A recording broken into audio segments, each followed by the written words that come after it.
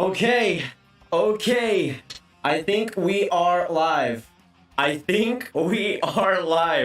How is it going, y'all? Ben Chiarot has been traded to the Florida Panthers. Let me just adjust my mic as well. Ben Chiarot has been traded to the Florida Panthers. Let me refresh everything. If you guys are just coming in this stream, make sure you hit that like button, subscribe, and hit that notification bell. We got some big news today. Ben Chiarot is going to Florida. We also got another trade involving the Calgary Flames with JARNKROK. Get your thoughts down in the chat down below, guys. Big news coming. Hype this stream up. Hit that like button. This is the first stream we've done in a long time, and it's good to have you guys here. So David Pagnotta breaking down the full trade here. To the Montreal Canadiens, they will get forward Tyler Smilanic, a 2023 first-round pick, and a 2022 fourth-rounder. In exchange, the Florida Panthers will get Ben Chiarot, and the Habs will also retain half on Chiarot's deal. Ladies and gentlemen, this is a huge W.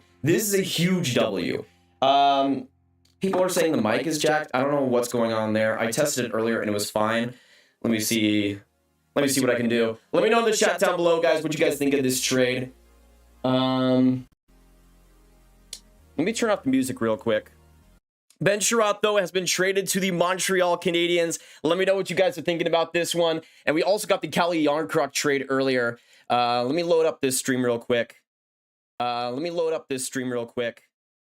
Okay, it's good on my end. It might be a little bit soft, but I haven't really tinkered with my new mic settings yet, so we'll get to that eventually. Let me know in the chat down below what you guys think of this. For me personally, this is an absolute huge Kent Hughes W. It's absolutely huge. All right, the sound is good now. Okay, then it was the music then. Okay, we're good. We are good. Oh my goodness. Okay, let me just say this, okay? I feel really bad for the Florida Panthers, though I do feel like for the Panthers in this playoff race. Okay, there we go as well. Elliot Freeman breaking the JARNKROK trade. There's so much happening right now. We got 80 people in this chat. Hit that like button, subscribe if you guys are just coming in. This is nuts. This is absolutely nuts. So for Calgary, they will receive JARNKROK second. Wait, what? Is this a three-team trade? I am not caught up right now. Let me know in the chat down below as well. By the way, guys, put a 1 in the chat if you think Montreal wins this trade, and a 2 in the chat for the Florida Panthers. 1 for Montreal, 2 for Florida. Let me know your thoughts. We have some big trades going down, and we can also see the Mark Giordano trade very soon, everyone. So make sure you stick in this live stream. It's gonna be a crazy night. Let me know in the chat down below, though. By the way, if you guys follow me on Twitter, make sure you do, because I was calling this trade this morning, basically calling up the Canadiens, saying they've not made any trades yet, and boom, what do we have? A Ben Chiarot trade. Let's go. Thank you guys so much for coming in, and again, make sure you put your thoughts in the chat. What do you guys think of this trade? I'm honestly all over the place. Let's go back actually to that Chiarot trade and the details there. Because personally, I think in a lot of ways, this is a steal for the Habs. Now, it's interesting. It's really interesting as well, guys.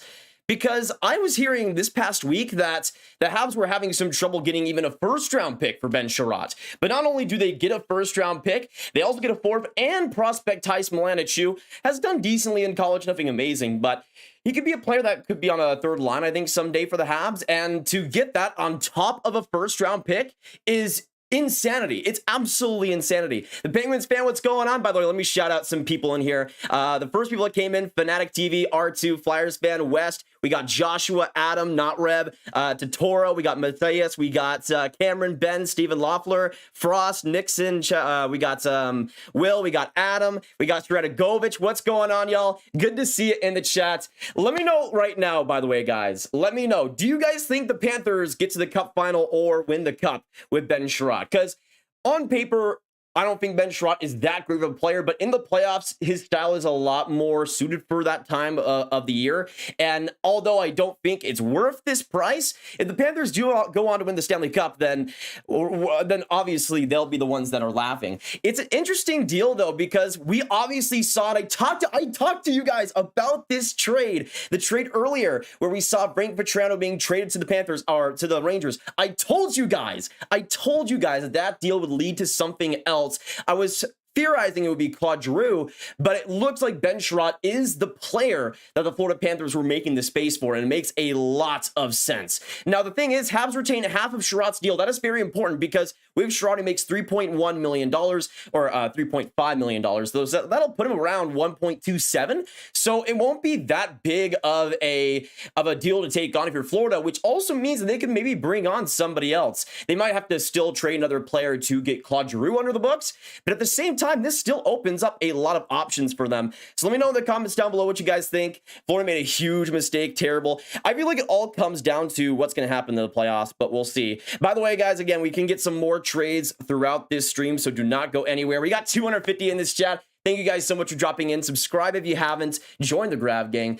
Hit that like button because we got some more potentially. And again, going to Tyson Mlanich here. Let me just look him up, actually. Let me look him up here because Tyson Mlanich is a very interesting one. Let me make this a little bit bigger for you guys. Where is it? Here it is, I think. Can I actually edit this, please? What is going on? Let me try and make this a little bit smaller so you guys can see. Actually, I think you guys will be able to see the stats. So here is Tyson Mlanich. He's a center, and I think you've seen him play both center and wing, but he was drafted 75th or 74th by the Panthers back in 2020. 20-year-old Denver native, and he's been playing with Kuemper. And in the NCAA this season, he's gotten 22 points in 38 games. Not as great of a point per game rate, but I think his overall game has been a little bit better from what I've seen of Kuemper.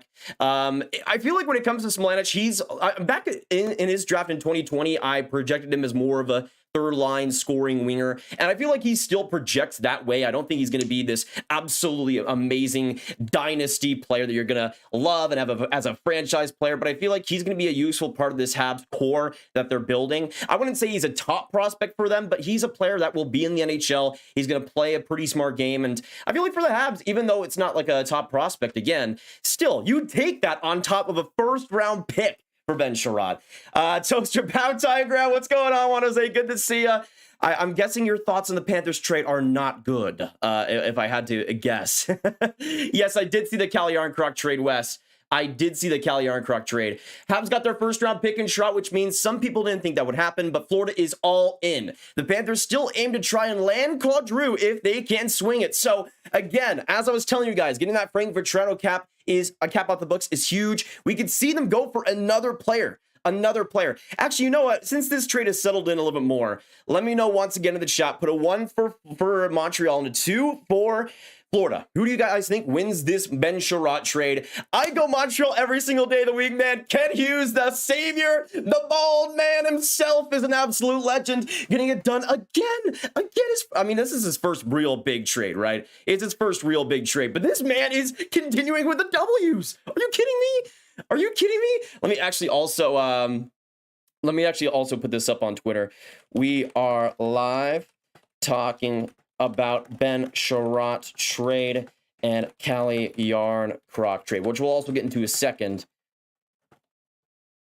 Come and predict trades with me. So again, going back to, if you guys follow me on Twitter, it's been a must. It's been a must over these last few days because over the past few days since at the start of the week, we hadn't had really any trades at all. I started keeping a trade tracker with the MLB and the NHL, and I said that the MLB had 7 trades and the NHL had 0, and then instantly Josh Manson was traded, and I've done like the same sort of thing. Actually, I'll go through some of them. So again, this morning I said trades in the past 3 days, the Canadiens 0, and the NHL trade deadline is 5 days away. We foreshadowed that trade right there.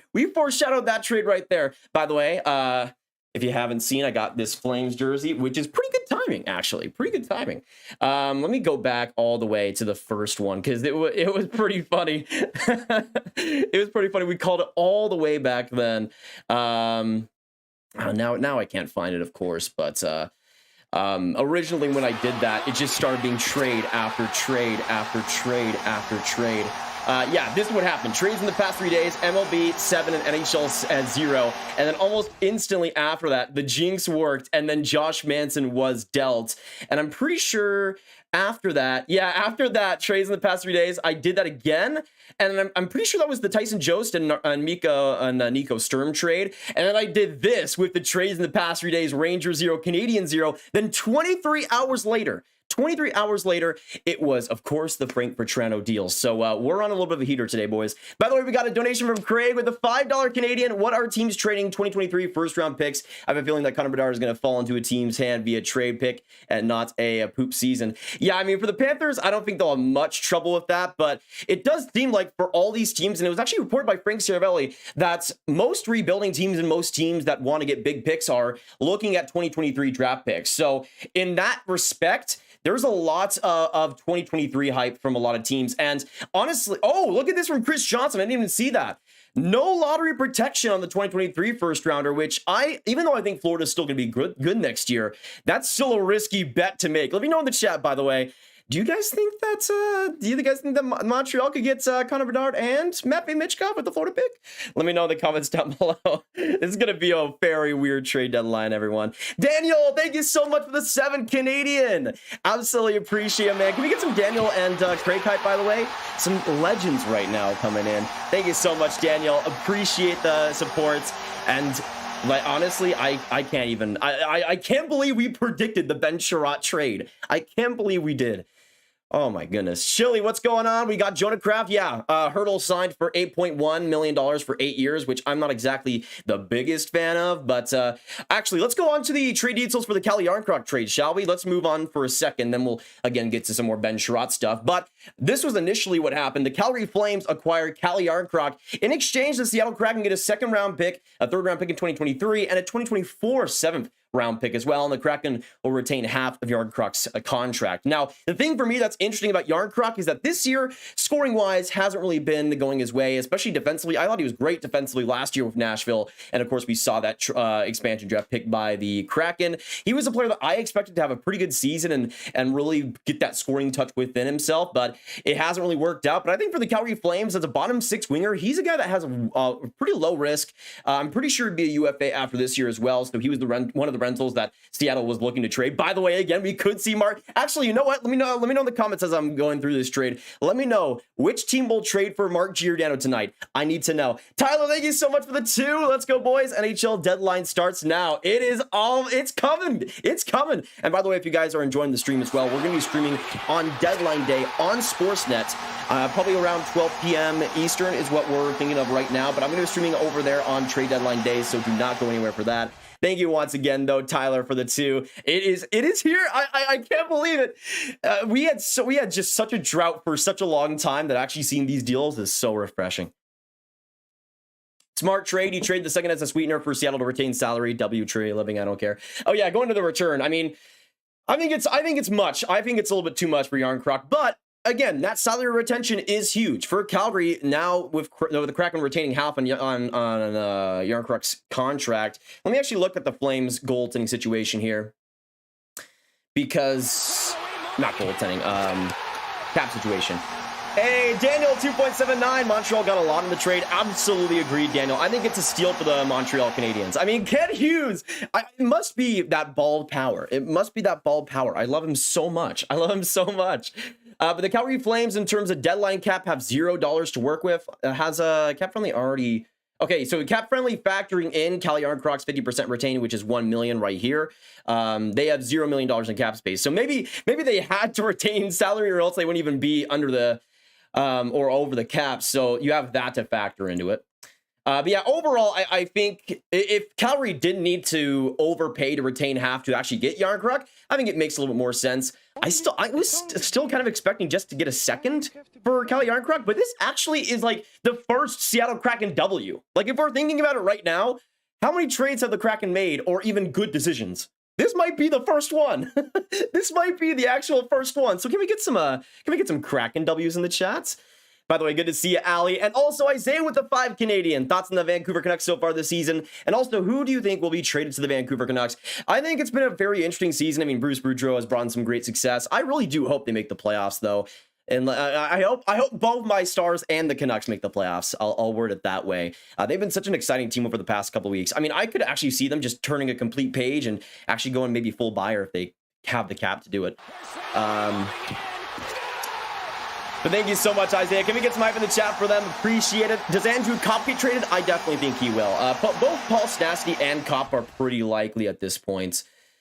All right, let me go back through maybe some of the things I missed. So again, if you haven't seen it already, no protection, no lottery protection on that first round pick going back to Florida, which I think is a huge mistake. I'm going to say this right now, boys and girls. I think the Panthers, I know the Panthers are going to be good next year, but not having that lottery protection is a mistake. I'm just going to say that right now. And going back to, actually, let's go back to the Calle Jarnkrok trade and actually go through the winners here. Personally, I think it's a Seattle Kraken W. But let me know in the comments down below in the chat right now. Let's put a 1 for Seattle and a 2 for Calgary. 1 for Seattle if you think they won the trade, and 2 for Calgary if you think they won the trade. Honestly, I could see kind of both teams winning this one. Especially if Jarnkrok has a decent role and is able to rekindle that scoring touch. But besides that, I feel like Seattle gets a pretty good draft return here. Even getting a 2023 third round pick, I think, is huge for them. If Oilers want to win the cup, what do they have to do in the playoffs and the rest of the way to get there? I think getting a defenseman first things first is kind of needed right now, at least. I'm not going to pretend I know everything that there is to know about Tyson Mlenich. I know very little about him, but I do know quite a bit about Kent Hughes. And I know he's got a deep knowledge of players in the NCAA. I mean, again, going back to Smilanic, I think he's going to be a solid third-line player for all the Habs fans in here. I don't think he's going to be this amazing prospect, but I think as a third-line scoring winger, especially goal-scoring wise, like you see over the past couple of years, those goal-scoring rates where he has 13 goals this year, 14 goals that last year. He's a goal scorer, and he likes to get in front of the net. He likes to push pucks right in the high-danger areas, which I think is one of his biggest strengths. Not the greatest skater, not the greatest play driver, but in terms of actually getting goals and getting them efficiently, I feel like Smilanic is going to fit pretty well on this Habs team. Callie, hey Grab, can you manifest Giroux to the Avs? Big fan. No. Moving on. Yes, I was watching Caulfield's 2-goal game yesterday. If you aren't following me on Twitter, I made like 15 tweets about Caulfield yesterday. I am in love, man. It's so good to have Caulfield back. Hey, Tyler with the 2, unbiased opinion. I think Flames come out of the West. You know what? I like that you're thinking that way, Tyler. I like that you're thinking that way. I mean, personally, if I was a little bit more bold, I would pick Calgary. I'm picking Colorado still out of the West, but I think it's between Colorado or Calgary, honestly. I think those are the two teams fighting for the spot the most. By the way, we got 680 people in this stream right now. Thank you guys so much for tuning in. Like if you haven't, subscribe if you haven't. Join the Grab Gang if you haven't already for more live streams and videos just like this. Trade deadline week is upon us, and it's going to be an absolute blast. Thank you for the info. No problem, Henry. Good to see you here. Yeah, that's the thing for me, Kane. If they trade Giordano, then especially Alexiak or even Susie, I think are less likely to get dealt for that.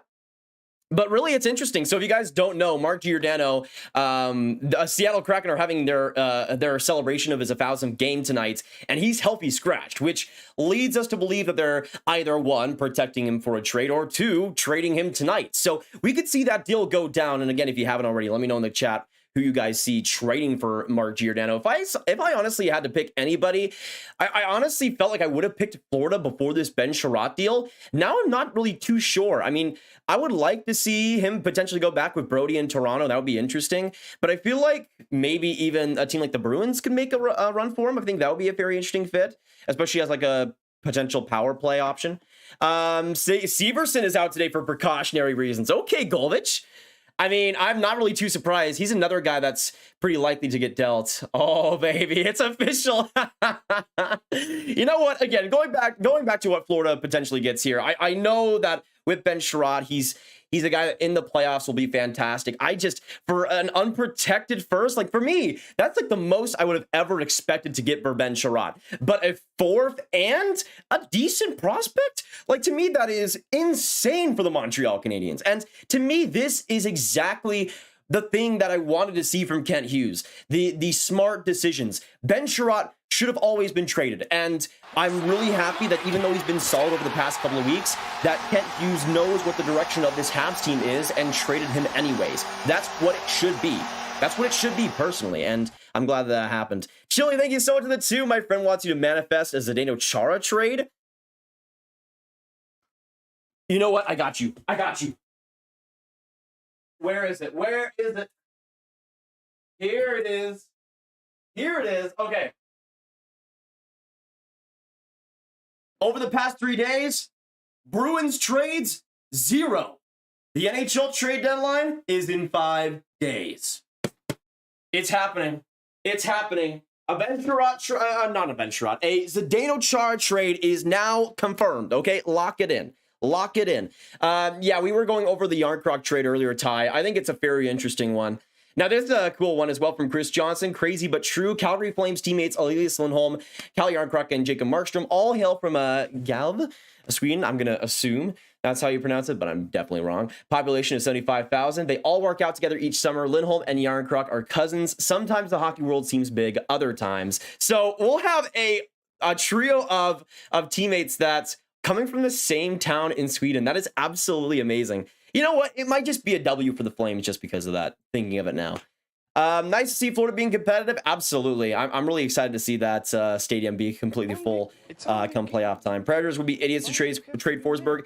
I mean, at this rate, I would say so. It really does go back, though, to that potential contract extension. First time you're here, are you a Flames fan? B, I am a Stars fan, but I actually did get this Flames jersey today. I was going to get a Reebok version that was like $40, but I decided to go for this $80 or $60 one.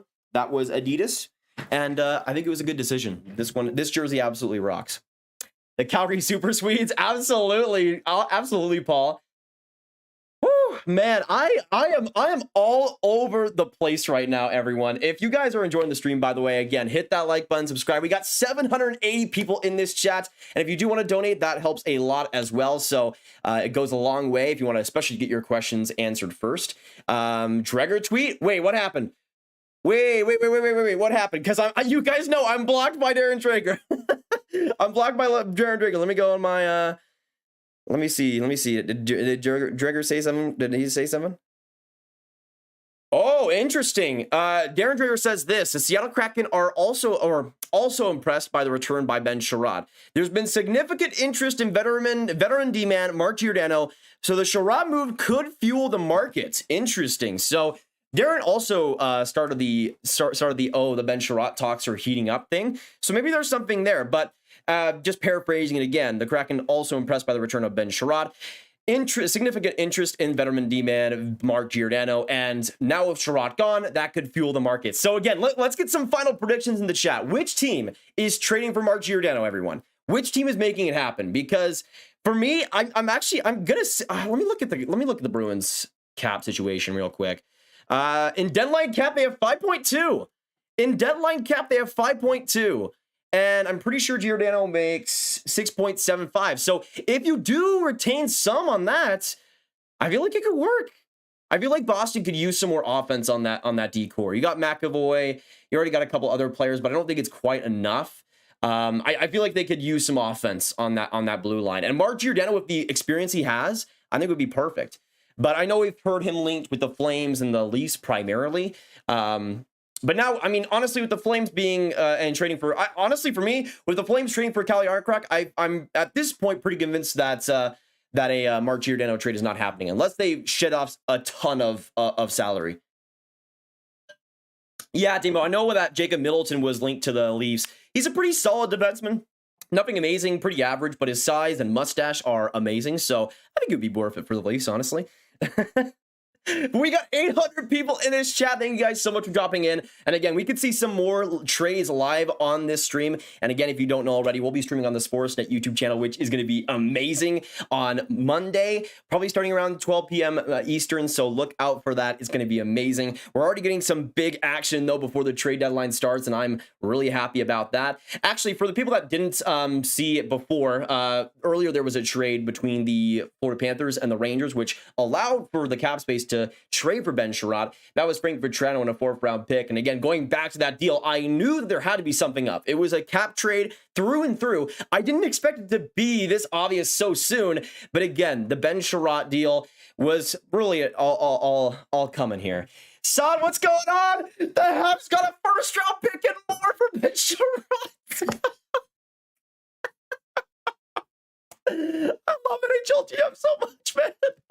I love NHL GM so much. Even when I thought Bill Zito was the man himself, he just had to get beat by an even balder guy in Kent Hughes. Honestly, I mean, I'm not mad. I'm not mad. Kent Hughes can have my children. He can do whatever he wants to do. Tavin, what's going on? I missed you. I missed you too, Tavin. Good to see you. Dusty Fishbowl, what's going on? I'll try to make it Monday, Has fan. Thank you, brother. I thought the Florida trade was to clear a cap for Giroux. I thought so too. And now it is still possible for them to get Giroux. They would just have to clear some more cap space. And again, it's very important to note that for Ben Chiarot, his deal is 50% retained. So if we go to Florida's deadline cap right now, they have $3.7 million to work with. Now, with Claude Giroux, he makes 8.2, 50% retained, 4.1. So they'd still have to give another player back, but you have some pretty easy options. The one that strikes me the most is Noel Acciari, who makes 1.6. For the Flyers, to make a better deal happen, I would take on salary if I could. So I think Noel Acciari is going to be dealt in pretty easily. If the Panthers really want to go after Giroux, they can. The problem is that now their 2022 first and their 2023 first are gone. So for the Flyers, they likely won't get a first-round pick in that trade, and I think that might be a deal breaker compared to what other teams might be offering. So that's why I'm kind of skeptical of that happening now. Jacob, thank you so much for the 2. Any news on the Blues? Not really too much from what I've seen. I know there's been some speculation in the past of potentially adding a defenseman, but and especially Ben Chiarot, who's now gone to the Panthers. That was really the biggest one that I saw was Ben Chiarot to the Blues, and it was reported that they were very close, or not very close, but close enough to making that deal happen. So that was probably what they were looking at the most, was that type of deal. I've done his games over the years, tons of tools, legit NHL prospect, and I bet he plays. You know, Gort saw him a lot with NY. So that's Colby Cohen's thoughts on Tyson Milanich. With the Red Wings, I'm pretty sure a lot of it just comes down to Zadina. I haven't really heard too much besides that. With the Sharks, all eyes are on Barabanov, Ben. He's a guy that now with Tomas Hertl was the biggest option for the Sharks before, but now with Barabanov being one of the bigger available guys, he's the likeliest guy, I think, to be dealt by the Sharks now. Jake, thank you so much for the 1. Appreciate ya. By the way, if I do miss any donations, I'm super sorry. I'm not wearing my headphones, so I can't hear the notification as well, but I'm going to try my best. I'm going to put it up here so I can actually hear it when it happens. How come nobody considers Jonathan Quick an option? Doesn't he still have a year left on his deal? That probably is why. Yeah, he still has a year left at 5.8, so this is him right here. 5.8 this year and next. So I think that's the biggest deal breaker. If he was a UFA, though, I feel like he'd get a lot more interest. Talks with the Florida Panthers went way back with several names discussed by them and the Canadiens. Florida not owning a 2022 first rounder obviously made it for a tough fit, but it worked out. A lot of teams were interested in Chiarot. Hey, Kayla, thank you so much for the 2 Canadian. Bill Zito, master. I mean, I'll take it. I mean, Bill Zito rarely takes L's, so I'll take it, honestly. Hello, YouTube. What's going on? DeBrusk stay in Boston. I think it's kind of 50-50 right now. He's played better with Boston, but that also could raise his value and interest. Chychrun and JT Miller to the Rangers, deal happening now. Eugene, stop it. Stop it, Eugene. Hold on, what's going on? The Great Batten, if you're just coming in here, the Florida Panthers have traded for Ben Chiarot. Tyler Smilanic at 2022 fourth and a first round pick in 2023 are going back to the Montreal Canadiens. I am just flabbergasted at this point that the Habs actually made this deal happen. Like, this is insanity. I can't believe Ken Hughes did this. How was just clear robbery allowed so easily by the NHL? It makes me sick, honestly. Now, again, the thing is, there is a real chance that Ben Chiarot wins the cup in Florida and is a decent part of that. I think Ben Chiarot for the Panthers actually isn't too bad of a fit. They needed some defense. They needed some more physicality. And especially in the playoffs, I think he'll be a good player for them like he was in Montreal last year. But I still think it's a very big risk, especially like I would honestly like it more for the Panthers if that 2023 first wasn't unprotected. Like that just seems like a disaster waiting to happen. Jacob, thank you so much for the 10. I also know the Blues are looking at group as well. Thank you so much for the 10, Jacob. Appreciate it. You know what? Let's just get some Jacob hype for the $2, I believe, and then the 10. Appreciate you so much, man. I mean, for the Blues, I think it would be interesting because I feel like their trade deadline could go a lot of ways. I see them being one of the bigger buyers, but or you mean group as Giroux? Giroux would be a good fit. Giroux would be definitely a good fit. Yeah, that's what I'm agreeing with you as well, Benjamin. I feel like it's a good fit on paper, but I mean, I would have felt like it would be a steal for Montreal to get a first-round pick for Chiarot just by itself, but to get Tyson Milanich and another pick on top of that, man, that is a Kent Hughes master class, man. Like it's insanity. I love this man. Hey, thank you so much, John, for the 2. Appreciate it big time. Let's get some hype in the chat for John. Appreciate you guys coming in. And again, if you haven't already hit that like button, make sure you do so. We got some more trades potentially tonight to look forward to. UBY speaks some of the players you played against in 2022 and 2021. I mean, actually, oh, you guys know what? Oh my god. Wait. I just thought about this. What if the Florida Panthers play the Toronto Maple Leafs in the first round? And Ben Chiarot, the legend that slayed the Leafs dragon, is back again in the first round in 2022. Greg, thank you so much for the 5. Does Holland shock us in Edmonton and make a move for a franchise tender? Will he move a big D-man name to get 2 and return Nurse out for cap space? I don't think Nurse, but I do think they'll make a couple of smaller moves on that defense. And I just think at this point, goaltending wise, I've said it a little bit over the past couple weeks, but I feel like if Edmonton was going to make a move, it would have happened already. Unless the prices dramatically decrease, I don't really see it happening. Calvin, if Giordano is going to the Leafs, then tag me on Twitter. And then tell me about it. Once again, everyone, if you haven't liked, make sure you do so. This has been an insane night. Can Chiarot come back to Winnipeg? Maybe not this year. Flyers fan, what's going on? Where is Drew going grab? At this point, I was going to say the Panthers, but I don't think it's happening anymore. I really don't. He's going to Colorado. Come on. I just realized he's going to Colorado. It was between Colorado and Florida. Now there's nothing left. There's no hope anymore. Oh no, I just now realized that Drew will likely be an Av. It's, man, I'm sad. I am so sad, man. It's gonna be so sad when the Avs sweep the Stars in the first round this year. I don't know if I'll be able to take it. Hello, Grand Grass. Good to see you, Sergeant Pickle. Appreciate it big time. Thank you so much for the 5 donation. JARNKROK's deal solid for both. Gio should get a first plus. Picks prospects after a Chiarot deal. Excited for the draft. Let's go Kraken. Yeah, honestly, I feel like this Chiarot trade means big things for Giordano. Now, I honestly kind of expect it to be somewhat similar, mostly because I feel like Chiarot is more playoff style, if that makes any sense. Because I feel like Giordano is maybe a little bit more offensively inclined. Excuse me. But I do think Giordano would get more. I think it would probably... let me know in the chat, by the way, what you guys think Giordano would get in return. Because I think at this point, it would probably be a first-round pick, maybe a second, and maybe another prospect on top of that. So let's say that Giordano does go to the Bruins. I'd probably say it's a first, a second, and then probably a prospect like a potentially an Urho Vakanainen or somebody better than that. Oh, from Ryan Leslie. Continue to hear Leafs and Rangers and Canes, the front runner for Mark Giordano. The New York Rangers? The New York Rangers on Mark Giordano? Are you kidding? Whoa. Let me know in the chat down below. Leafs, Rangers, and Canes, the front runners for Marky. Interesting there. Very, very interesting. Those are a few interesting fits. I mean, the Canes were kind of speculated to be more more of the quieter teams in this deadline, and they could potentially. I mean, that's weird to me because I felt like they would have maybe added more depth options instead of a big guy like Giordano.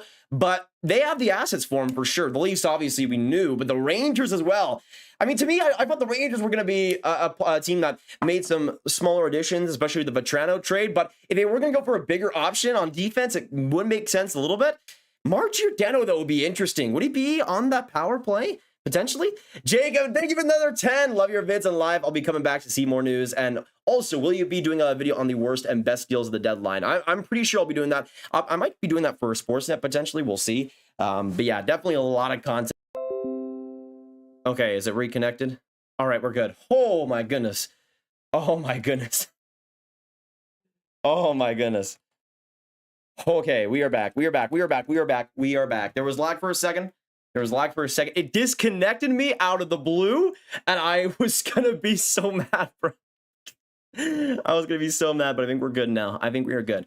Thank you guys for sticking around, and make sure you stick around because we are not done yet. Actually, let me know in the comments down below, because so far we have predicted 4 out of 4 trades. When we called out the NHL for not making any trades, there was a trade right after. When we called out the Rangers for not making any trades, there was a trade right after. When we called out the Montreal Canadiens for not making any trades, a trade with Ben Chiarot was right after. So let me know in the comments down in the chat right now, what trade do you guys want to see? Because we could be calling it in this live stream, and I don't know what power I have right now. I don't know what's happening, but I will try my best for you guys. I will try my best for you guys to make something happen. So team, player, what do you guys want to see? What do you guys want to see? Let me know. I don't know what's going on, man. This is nuts. This is so nuts. Ben Chiarot. First, Tyson. It is insane. Man, I love hockey so much, y'all. I love hockey so much. All right, what trades you guys want to see? Colorado does not have the cap space. Another Flames one for Luke Shen. Nice. Call it a trade with the Edmonton Oilers. Penguins make a trade or no? Penguins will make a trade in the next 24 hours. I am definitely feeling that. Definitely feeling that. So you can count on that. You can count on that. Can you do an updated prospect pool ranking after the deadline? That would probably be, that's probably coming for sure, Alexander. Stay alive all night. Calvin, I might jest. Call it the Canucks for not making a trade. The thing is, though, I have to like feel it in my body that a trade would come at that point. I don't know what trade is going to come in the next couple days with the Canucks. Hey, they sold another 2. Tyler, NYR better not trade a 2023 first. Igor injury equals bad. Yeah, I mean, 2022 first would be fine, I think, for this team. But do not trade 2023 first rounders. That is not what you want to do. That is not what you want to do. As a Rangers fan, I'd rather get Raquel than Giordano. I would honestly rather get I mean, for the Rangers, it's very weird because I feel like I'd target players with term. If we're looking at players that I'd want on this team, if you go out and get Connor Garland, I am happy. I am so incredibly happy. I feel like the last thing this Rangers team needs is another rental. Because I don't think this year is truly the year to go for it. You don't have Alexi Lafreniere or Capo Caco fully there yet. And I feel like if they went for it, it would likely result in a pretty fun but pretty early second round exit, let's say, at most. But if you go into it, maybe in next year or maybe 2 years' time when your forward group is more developed and you have a player with turn, like a Connor Garland who can be ready for that year and everything, then I feel like it's perfect. Then this year doesn't matter as much. And I feel like for this Rangers team, if you go for a pure rental, I feel like it would be going a little bit too much. But yeah, we'll see. Let me know what you guys think the Rangers should do as well. John Marino to the Canucks. It feels like that would be pretty interesting. If they are going to trade one of their forwards to Pittsburgh, it feels like that's a pretty likely bet. By the way, guys, make sure you subscribe if you haven't, hit that like button, and donate if you want to. It's been great. Thank you guys so much for all the donations tonight. By the way, before I actually started streaming, like an hour before I started streaming, I was going to go to the store, but then I found out my car stopped turning on. So I was going to get that fixed, but then I saw, oh, Darren Dreger is proposing a Ben Chiarot trade. It's heating up. And I'm like, is this really going to happen again? And it happened. It happened again. It happened again. I think the Rangers are going to wait until the offseason and pick up Patty Kane. I mean, it would be interesting. I'd say that. Blackhawks need to blow it up 100%. I'd agree on that, Corey, if they can and if it's reasonable. Lekanen for a first and a B prospect. Yeah, man. I mean, if Ben Chiarot gets a first, a fourth, and a decent prospect, I feel like Lekanen's going to get a first as well. Like a first and maybe another pick on top of that. Like if we are giving up this much for Ben Chiarot, and granted, I think playoff wise, Ben Chiarot can be a very solid player, but that much for Ben Chiarot for a rental in. Why does it keep doing this? Okay, we're good again. Why does it keep doing this? Why does it keep doing this? Anyways, let me actually turn off my Wi-Fi on my phone. Maybe that'll do something. But we are back. We are back. I don't know what it's just like randomly it disconnects for like 1 second and then reconnects. So there's lag for like 5 seconds, but there's no way it will crash the stream, but it still like lags it for a couple seconds for some reason. I don't know what's going on there. But it should be back now. Hearing the Blues did not stick around until the end. Oh, dang, they didn't watch till the end? Are you kidding me, Blues? Are you kidding me, St. Louis? You didn't watch till the end to find out? Unbelievable. The Blues did not stick around until the end with Chiarot. As we summarize, it sounds like Army knew it was going to be more than what he wanted to pay and got out with the Blues. Okay, so from Jeremy Rutherford of The Athletic, he says that Ben Chiarot was almost going to go to St. Louis, and the Blues were there for a while, but did not stick around to the end to make that deal happen, which I think for the Blues is a pretty wise decision, personally.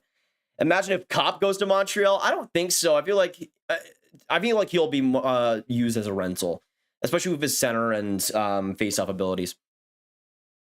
Who did the Leafs trade for? Giordano? I feel like for them, I don't know if they needed a guy like Giordano. Like, I remember when I first heard that connection, and personally for me, I mean, I like Giordano, but I don't think he's going to be this great defensive player. Now, I actually have Jay Fresh's cards right here. Let me just look up Giordano. Let me just quickly look up Giordano, see what's going on.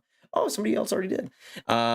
Looking at Giordano's WAR, if I can actually do this real quick, why doesn't it want to go for some reason? Why can't I move this? There we go. So this is Mark Giordano real quick. Actually pretty good defensively this year. Though I'm mostly going on last year's statistics where he wasn't as good defensively. But actually in terms of his defensive results, he's been pretty good this year. But overall, I mean, for the Leafs, he'd be an interesting addition. Now, the big thing for him, isn't he also a...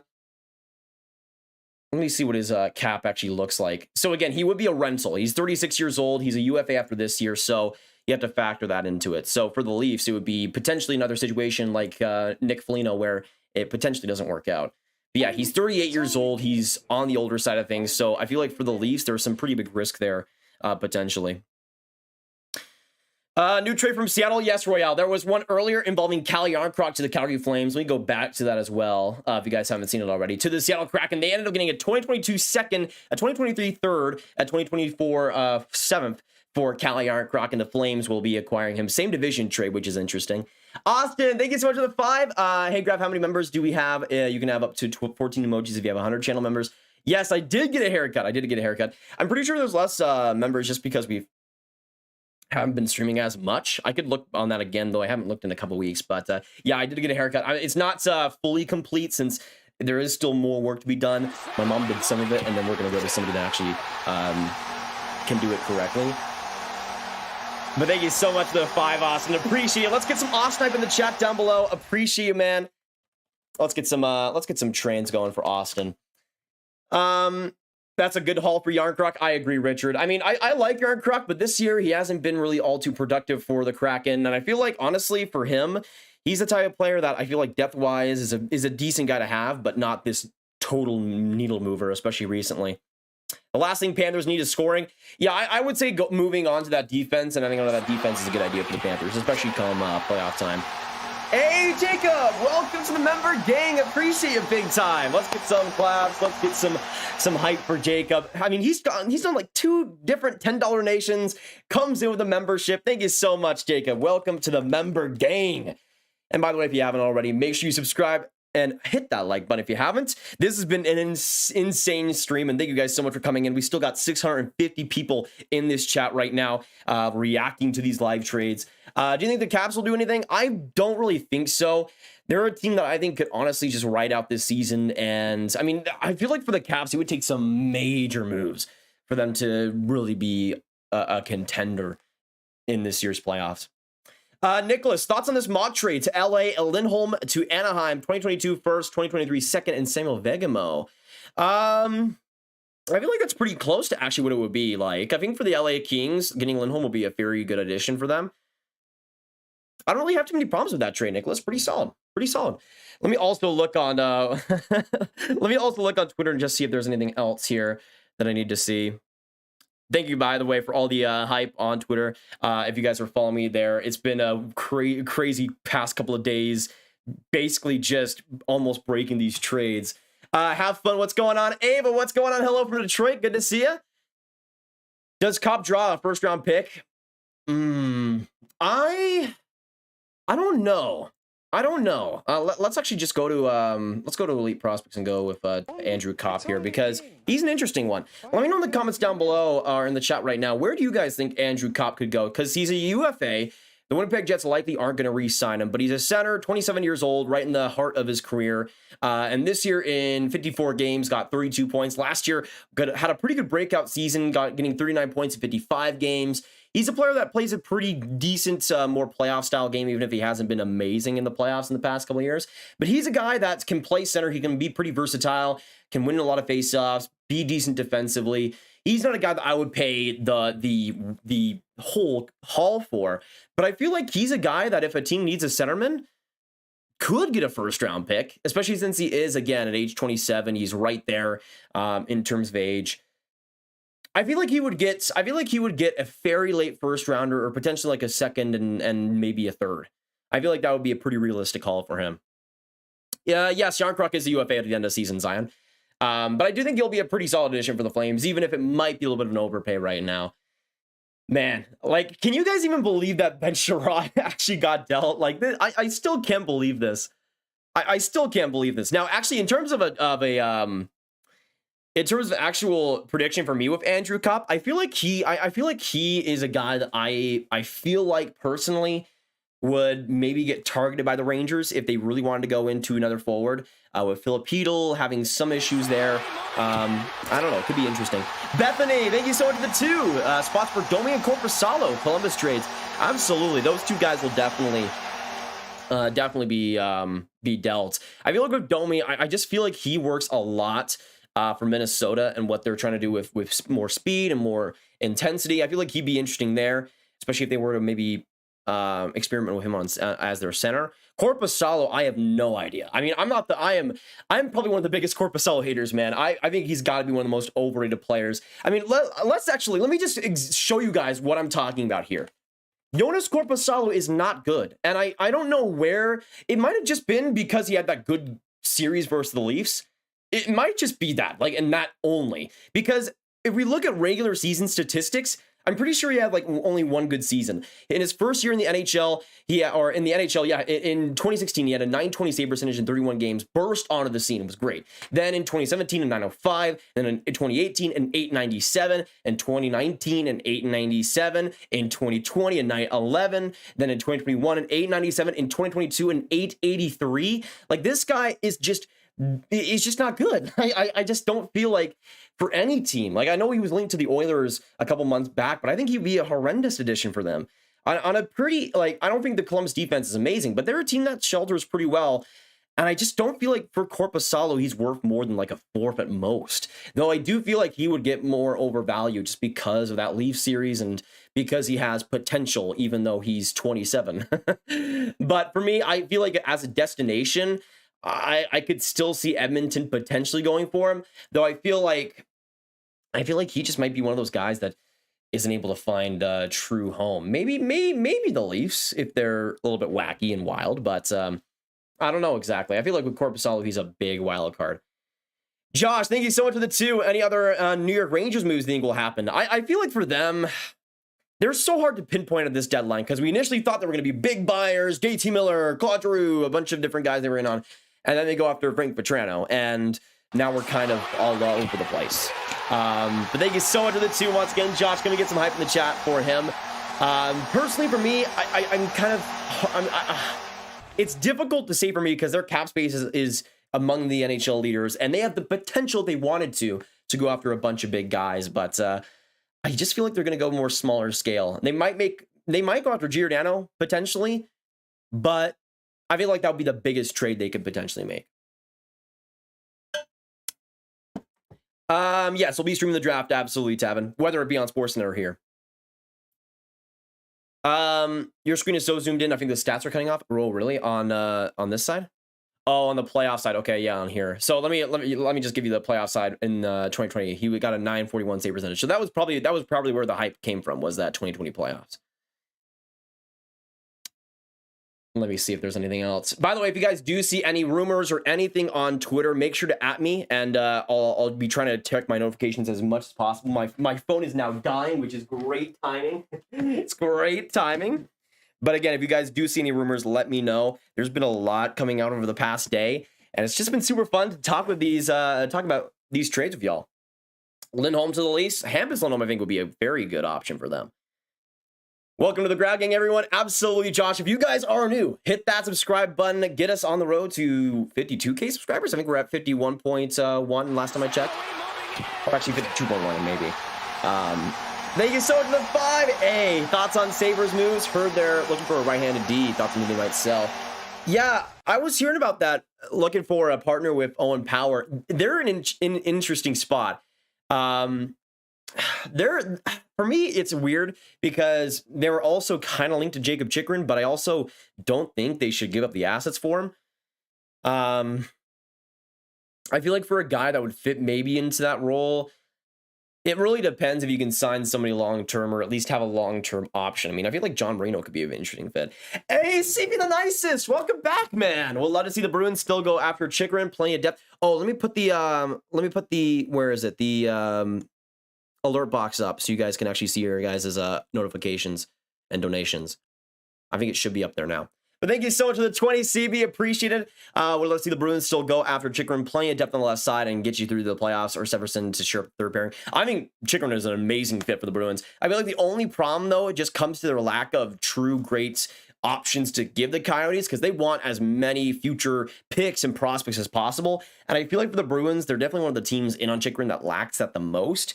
Which is why I think like the Kings could be a much more interesting fit potentially, because they have such a plethora of options.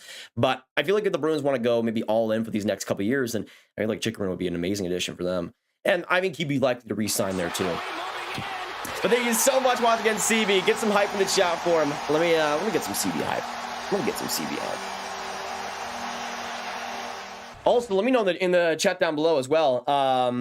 What trade do you guys see coming next? Which player do you see being traded next? Because this could get interesting. Right now we're at 52,165 subscribers, 35 away from 52.2. So hit that subscribe button if you haven't for more hockey content.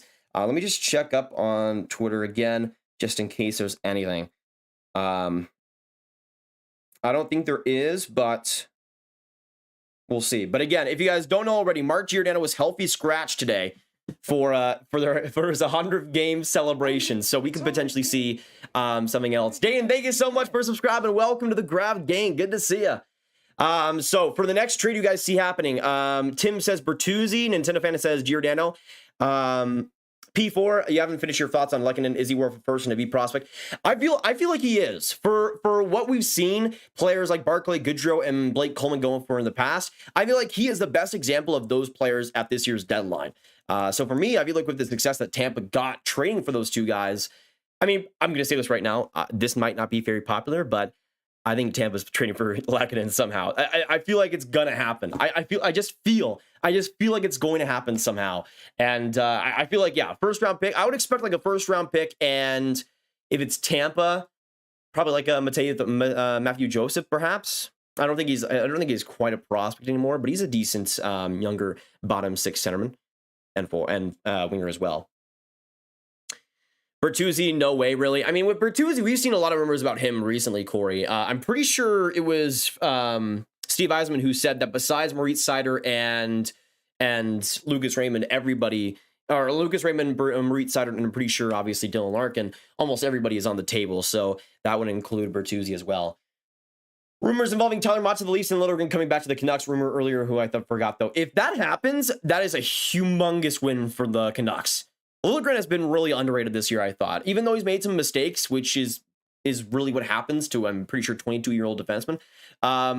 For the Canucks to get a potential top 4 D-man for Tyler Mott, it would not be a bad move by Jeremy Rutherford. I gotta say that.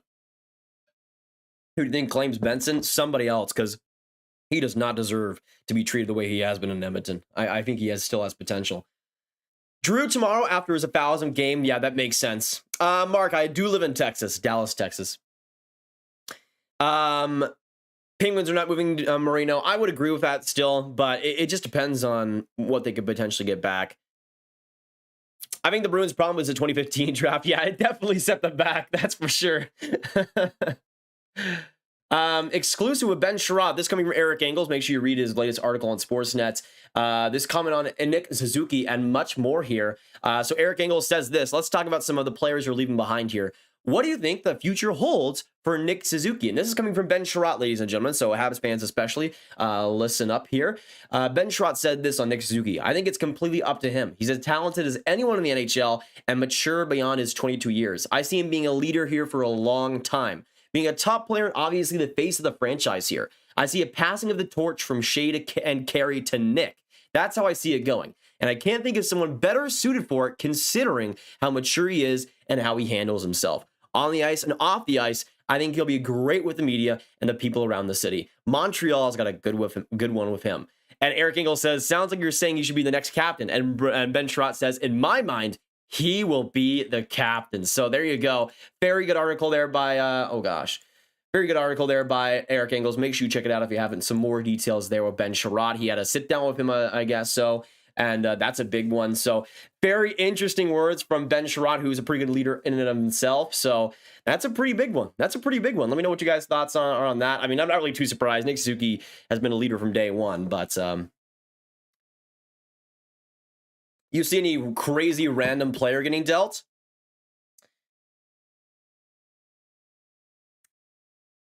Patrick Laine. Patrick Laine. No. I mean, maybe like a I was thinking for gosh. Well, I was thinking of somebody else that now I can't even think of their name. Shane, thank you so much for the 10. JARNKROK and Lindholm are cousins, so you'll be super stoked to be in Calgary. Absolutely, Shane. I'm excited for what JARNKROK can do in Calgary, especially on that middle six. I think he can provide some good value. Thank you so much for the big 10, though, Shane. Appreciate it. But now we got JARNKROK, Lindholm, and Markstrom, all from the same city, which is so cool to see. All from what was it, Gallup, Sweden, something like that. Again, for all my Swedish viewers, I absolutely blew that, but you know what I mean. You know what I mean. And Paul with the 10! Thank you so much. And let's get hype for Shane. Can we get some I don't give a Chuck hype and some Shane hype in the chat down below? Appreciate it big time, y'all. Appreciate it big time. If you haven't subscribed to I Don't Give a Chuck, what are you doing? You need to do it right now. You need to do it right now. But thank you so much for the 10, Paul. Appreciate it. I'm hyped for the Flames now, man. I really have high hopes. I want to do a history-themed trade deadline video, but stumped. Congrats on the Sportsnet success, brother, and keep on working hard. Love you, man. Thank you, Paul. Appreciate it. I mean, it's just a matter of time before we're teammates. Thank you so much for the 10. And I mean, that's a pretty good idea, I feel like. There's a lot of trade deadline content that can be made, honestly. But thank you so much for the 10. And I'm honestly really excited for the Flames, too. I mean, I want to find some way to do, like, Flame game streams for Sportsnet somehow. That'd be really fun to do. To potentially cover their whole run, because I think the Flames are going to do some big things this year. Let's hope. Let's hope. I mean, I have them losing to the Avs in the conference finals, but I mean, I feel like they're the best bet to beat the Avs with what they have to work with. With Daryl Sutter and that stingy core that they have right now, I feel like they could have a serious chance at potentially beating them. Nintendo fans saying, you should watch what I tagged you on Twitter. Okay. I'm interested now. I'm interested. Oh, yeah. Nick adding me on this one. I missed this post by David Pagnotta. So David Pagnotta of the fourth period saying this. Oh, thank you so much, Irritated Johnny. Appreciate it with the 2 coming in. Will the Wild add a piece in the deadline? I think they will. I think they definitely will. It feels like for them, these next couple of years are really like the go-for-it years before their cap situation really starts to crunch them. So I could see them going for a lot of guys. I really hope they get another centerman. Max Domi could fill that role potentially. But I feel like for Minnesota, Claude Giroux is the guy. Like, that's to me the guy I would target. He can play center as well. He's played some center for Philadelphia this year too. So I think there's a lot of potential there to make a deal happen. But again, from David Pagnotta, told by 2 separate sources, the acquisition of Ben Chiarot does not impact Florida's pursuit for Claude Giroux. Montreal is retaining half of Chiarot's contract. So there you go. And Shane with another 5. Thank you so much, man. Appreciate it big time. By the way, amazing mustache. I gotta say it. Are the Preds a sleeper again with Duchesne and Forsberg going insane this season? I think so. Now, in terms of my predictions, I remember it being they would face Calgary in the first round. I think the Flames win that series. But at the same time, I could see the Preds giving them a little bit of a run for their money. Personally, I think for the Preds, it all comes down to goaltending. If UC Saros can continue his amazing season this year, then I could see them winning a few games in the first round, honestly. But yeah, just like Nick did, if you guys had any trade rumors that you guys want to show me, make sure you at me on Twitter there. Okay.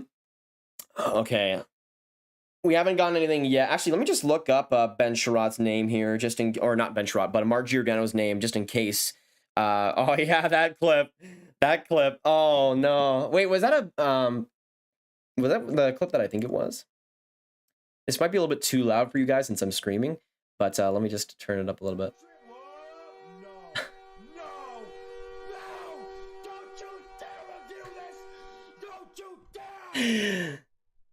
No! Don't you dare! I remember when that happened. That was such a good time.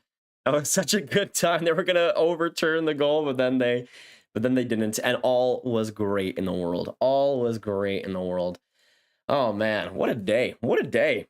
We made the video earlier about the Vatrano trade and how that affects all these things, and now we get it all coming together with the Ben Chiarot deal. If you guys are just coming in, by the way, again, actually, this is a good question for you guys. With the Ben Chiarot deal now coming, how do you guys see the Panthers finishing in the playoffs this year? What round do you see them finish or losing in, or even winning the Stanley Cup? So either say Stanley Cup, or say like round 1 or round 2 or round 3 or round 4. What round do you guys see the Panthers losing or potentially winning the Stanley Cup in? Because I feel like for the Panthers, they're a weird team for me. Like, I feel like it's going to be a Panthers versus Canes conference final by the end of things, but I just don't know if they're going to get past this Canes team. So I'd probably say round 3 if I had to say anything, but they're such a weird team, because I feel like if they can get some strong momentum and if Sergei Bobrovsky can play like he did at the start of the season, then I just feel like there's so much potential with this Panthers squad. Or at least I hope so. But it's funny because I remember going back at the start of the season, I think I predicted the Panthers to win the Cup. And that was a bold prediction. They haven't been that much worse than I expected. They've been a long way I thought they would be. But it's just weird with that goaltending and defense. I'm not sure if it'll be as strong as what the Canes especially, and even the Avs are able to bring up. Now, here's the thing for me that's interesting this year is that for me, like you think about the top contenders in the NHL. Like, actually, let's just do a little bit of an exercise here. Like, how many of the top 5 teams have a truly, like, you can say that goaltender is a truly elite one in the NHL, like consistently over the years? Like, let's actually go through it. So, actually, no, I need to go to the standings here. So, league wide, let's expand this, shall we? Where can I actually change this? It still won't let me. Dang it, come on. There we go. I think should be good now. No, what is going on? I just want to change the display, but I guess I'll just move it here. So these are the top 5 standings. So Colorado, can you say that Darcy Kuemper is an elite goaltender? I don't think so. Florida, can you say that Sergei Bobrovsky over the past 3 years has been an elite goaltender? No. Carolina, can you say over the past 3 years that Freddie Anderson has been an elite goaltender? No. Tampa Bay, can you say that Vasilevsky is? Absolutely. Toronto, can you say that Jack Campbell at his even best is an elite goaltender? I don't think so. Like, you look at this top 5 and it's like it's not goaltending traditionally, or traditional goaltenders that we all think are amazing leading the way in the pack. Interestingly so. With the Rangers, obviously Igor Shesterkin, but even the Penguins, like Tristan Jarry, I don't think many people have really thought that he'd be this good this year. Jacob Markstrom is in that conversation, absolutely. With Boston, Ullmark and Swayman, it's kind of been all over the place. With St. Louis, they got of course Ville Husso. With the Capitals, got Bennett Vanacek. With Nashville, you got UC Saros, pretty established goaltender. But like, you think about some of like the high-end goaltenders in the league, like you think about some people would think about Carey Price, and obviously 32nd in the NHL. Some people would think potentially about Connor Hellebuck, 19th in the NHL. Some people would think, who else was the other team that I was looking at over here? Some would say Varlamov would be in that conversation. You know what I mean? Like, it's been a weird year in terms of traditional goaltending. I mean, John Gibson is up there as well, and Anaheim's 20th. So definitely a weird season overall. Let me try and put this back here real quick. Can I friggin' change this? There we go. All right, there we go. Finally. Think about it, Chiarot. Got about the same return as Toffoli. Oh, this is a good one. JT Miller's agents looking at the Hurdle contract. I didn't even think about that. let me know in the chat down below, because we obviously got confirmation that Hurdle got $8.1 million for 8 years. If Hurdle got 8.1, and I love Hurdle, but JT Miller is like 6th in NHL scoring this year, imagine what JT Miller is going to get. Let me know in the chat down below what you guys think about JT Miller. What deal do you guys think it could happen? Noah, thank you so much for the subscription, brother. Appreciate it.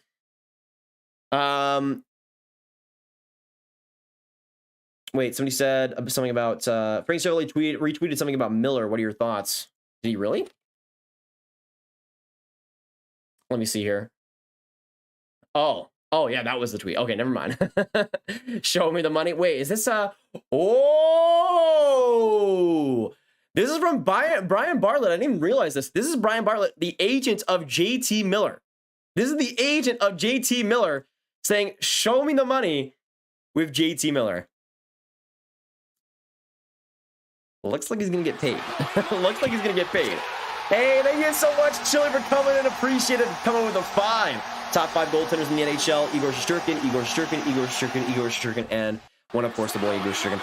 I might have to disagree with you on number 2. I think Igor Shesterkin is better than Igor Shesterkin, definitely. Like, there's no place in this world where you have Igor Shesterkin over Igor Shesterkin. Get out of here, dude. Get out of here. It's not going to happen. It's not going to happen.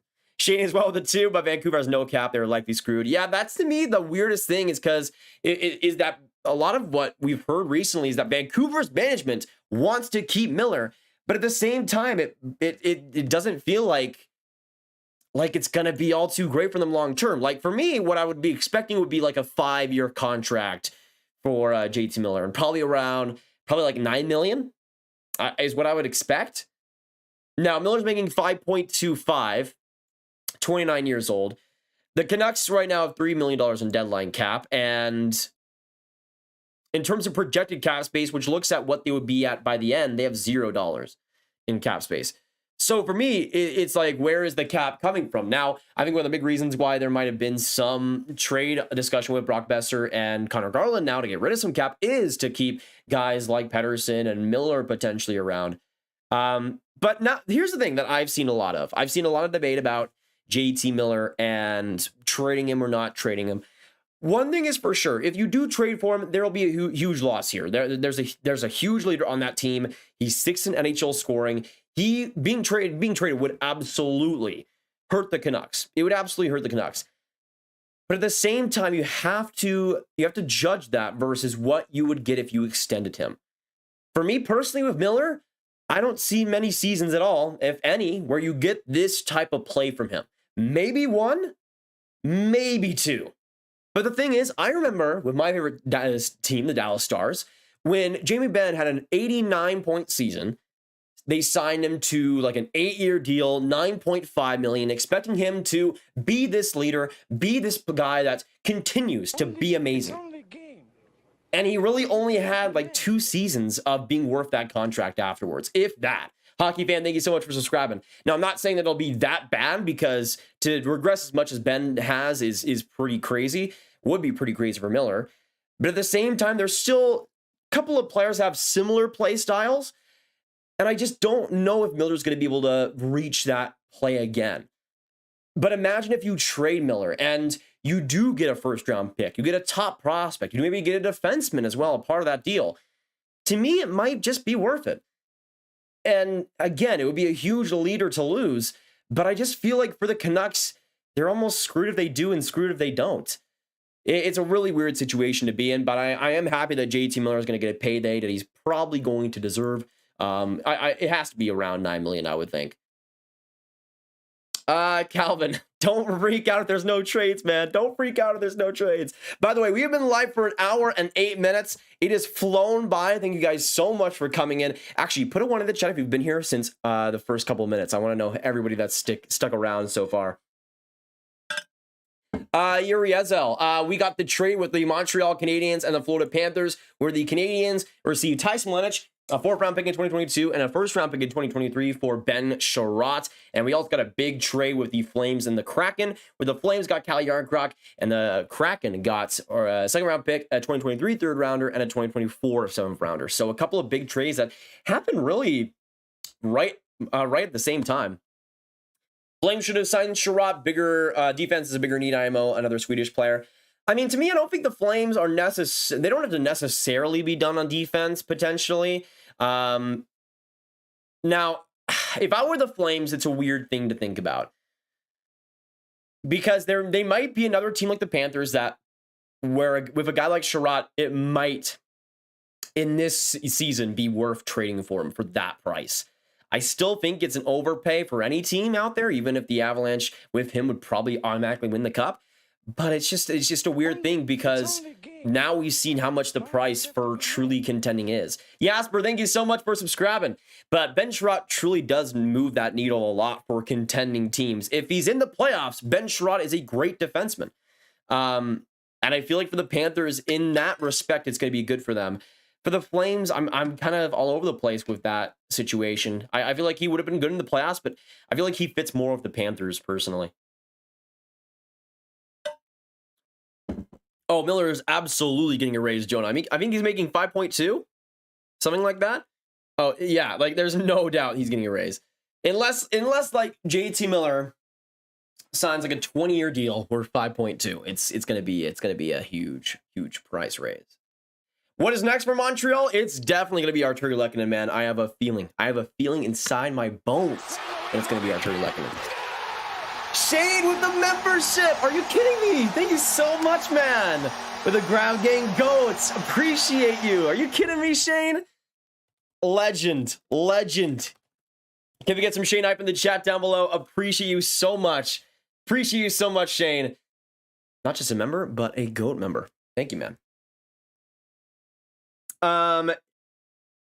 Is saying Twitter. I'm trying to see if there's anything else.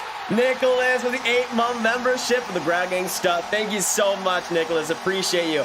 Let's get some Shane hype and some Nicholas hype for two legends. Two legends in the stream right now. Appreciate you guys big time. Unbelievable. All right, let me see here real quick. In your opinion, what would the Lehkonen trade look, what would you trade Lehkonen for? For me, it would be a first-round pick and probably a third. I feel like that's fair for what he brings. This defensive shutdown forward who can at times be pretty clutch in goal scoring like he was last year in the playoffs. He's a player that I would ask a lot for if I'm Montreal. And we've seen how much the price has exploded for middle six forwards and especially wingers who can shut down play, who can make games so difficult to play against. It happened with Giroux, it happened with Coleman. Artturi Lehkonen is just another player in line. Now I gotta say this: I feel like people would be more on board with a first and a third if he was a North American. I feel like some people look at him being a Finnish player and don't automatically assume that he'd be this amazing shutdown player, but he is, and he plays that style of game so perfectly. And I just feel like for him, he's in the prime of his career. He's got so much to give in the playoffs. If I'm Tampa and I want to get another guy like that, I'm just saying, I think it worked out pretty well for him. With Petrie, that's another interesting guy for me. I feel like for the Habs, Petrie would get at least like a first rounder and that's the problem. Because now I thought Ben Chiarot at his most will get a very low first round pick. Like at the most, we'll get it like Florida's 2022 first if they had one. But now with Ben Chiarot getting a first and a fourth and a decent prospect back, like initially I would have said Petrie would get a first and a pretty good prospect, right? Now, I mean, Petrie has another year left. He, in some respects, could be better than Ben Chiarot, even if he hasn't been that great this season. But he's old. He has a little bit more experience than Ben Chiarot does too. I feel like he get a first round pick and like a great prospect. I don't even know. Like that I haven't even really thought about that yet. But like a lot of people have been pointing to Petrie going to my favorite team, the Dallas Stars. If it were to happen that way, I feel like it would be a first round pick and probably like an Antonio Stranges or like a Maverick Bork potentially. Could the Leafs get Brandon Hagel? I think Hagel will be an interesting one. Now, he's been called the next Blake Coleman and Barclay Goodrow. He's in line with that. His forechecking and defensive play is very solid, though I think he's a bit less effective consistently than Lehkonen is. I feel like for the Leafs, though, that'd be a pretty good addition. I feel like he'd probably get a first, kind of the same similar trade package as Lehkonen would get. Probably a first and like a third or something on top of that. But very interesting. Let me know once again what you guys see being the next trade. If I'm going to predict any trade right now, which we all know I have the magic powers at this point, if any trade is going to go down Reese now in the next little bit, I'm going to go with a little bit of a hot take here and say that Filip Zadina is traded next. A little bit of a hot take, but I think it's going to be Filip Zadina next. I just have a hunch that it's going to be Zadina, and that's we're going to be talking about his trade pretty soon. But let me just make sure everything with the stream is good. We haven't had a lag in a little bit. Famous last words. Man, so much has gone down. I can't believe this.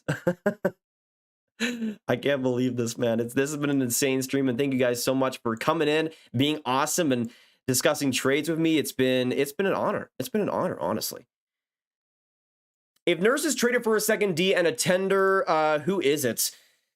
Ooh, again, I don't know if Nurse is going to be dealt, but for a second liner and a goaltender, I could see maybe a Penguins fit there with Marino and, well, no, that wouldn't happen because they don't have a goaltender that they really want to give up. Shane, thank you so much for another 5. Congrats on Sportsnet. Been a subscriber a couple years. Figured it was time to be a member. Hey, no problem, Shane. Thank you for the kind words, man. It's been unbelievable.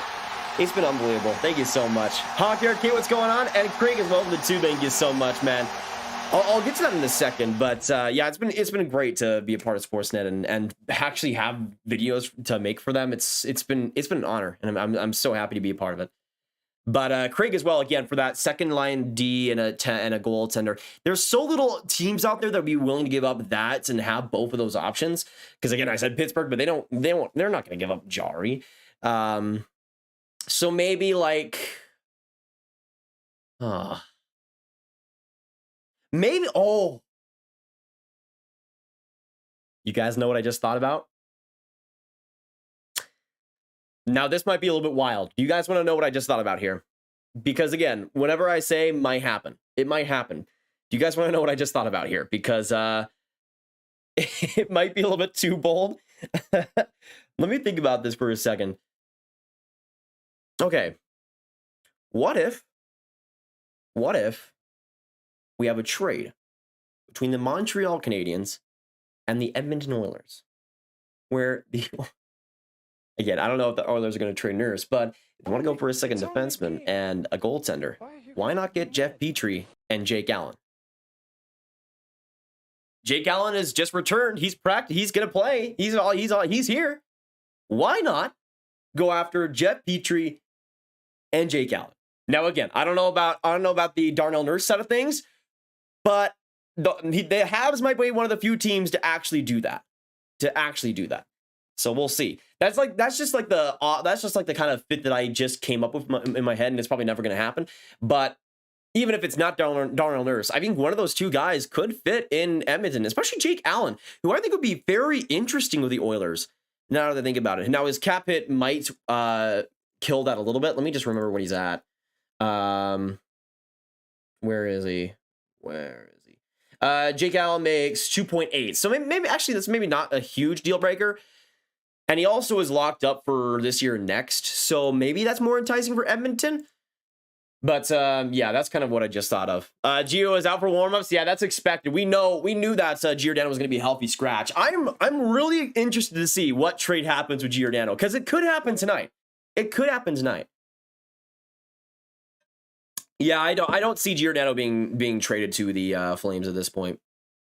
Let me actually also put the live stream link up on Instagram real quick. I just realized I didn't do that. So Alan said he wants to say, okay, then there you go. Yeah, I was just kind of like brainstorming who could actually have those two options.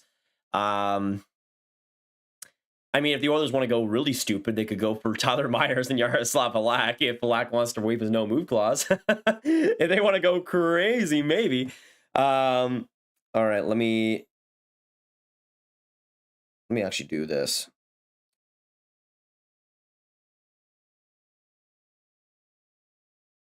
Okay. Hey, Craig, thank you so much for the 2. Oilers fire Holland and hire Graf coming us soon now. Thank you, Craig. That is very, very kind words. I mean, I'm not the biggest Ken Holland fan in the world, but thank you so much for the 2 Canadian. Gio retains salary to the Leafs for Nylander. I mean, hey, the Seattle Kraken have had a W already today, so why not make it 2? Why not make it 2 Ws for the Seattle Kraken today? Why not? I mean, I don't see it happening, but It'd be interesting. I know. Okay, here's the thing. I want to spread awareness here because I know that there was a lot of people getting trolled because there was a rumor out there that the police and William Nylander were having like disagreements and there was a locker room thing and that he could potentially be traded. That was not true. Now, or at least it hasn't been reported by anybody credible yet. So keep that in mind. Let me see here.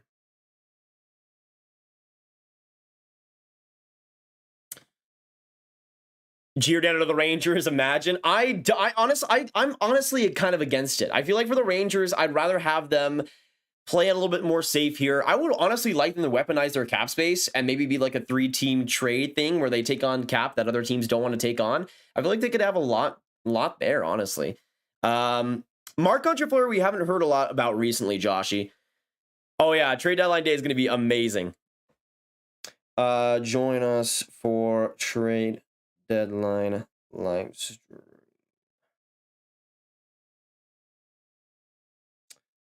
All right. Let me put the link up on Instagram. We should be good to go. Yeah, sometimes I completely forget to do that, especially when there's trades that are happening all the time. So forgive me. We aren't trading Nylander for a rental and Giordano. Absolutely. I feel like if they're going to trade Nylander, it would have to be a guy like a Chychrun. Chychrun for Nylander?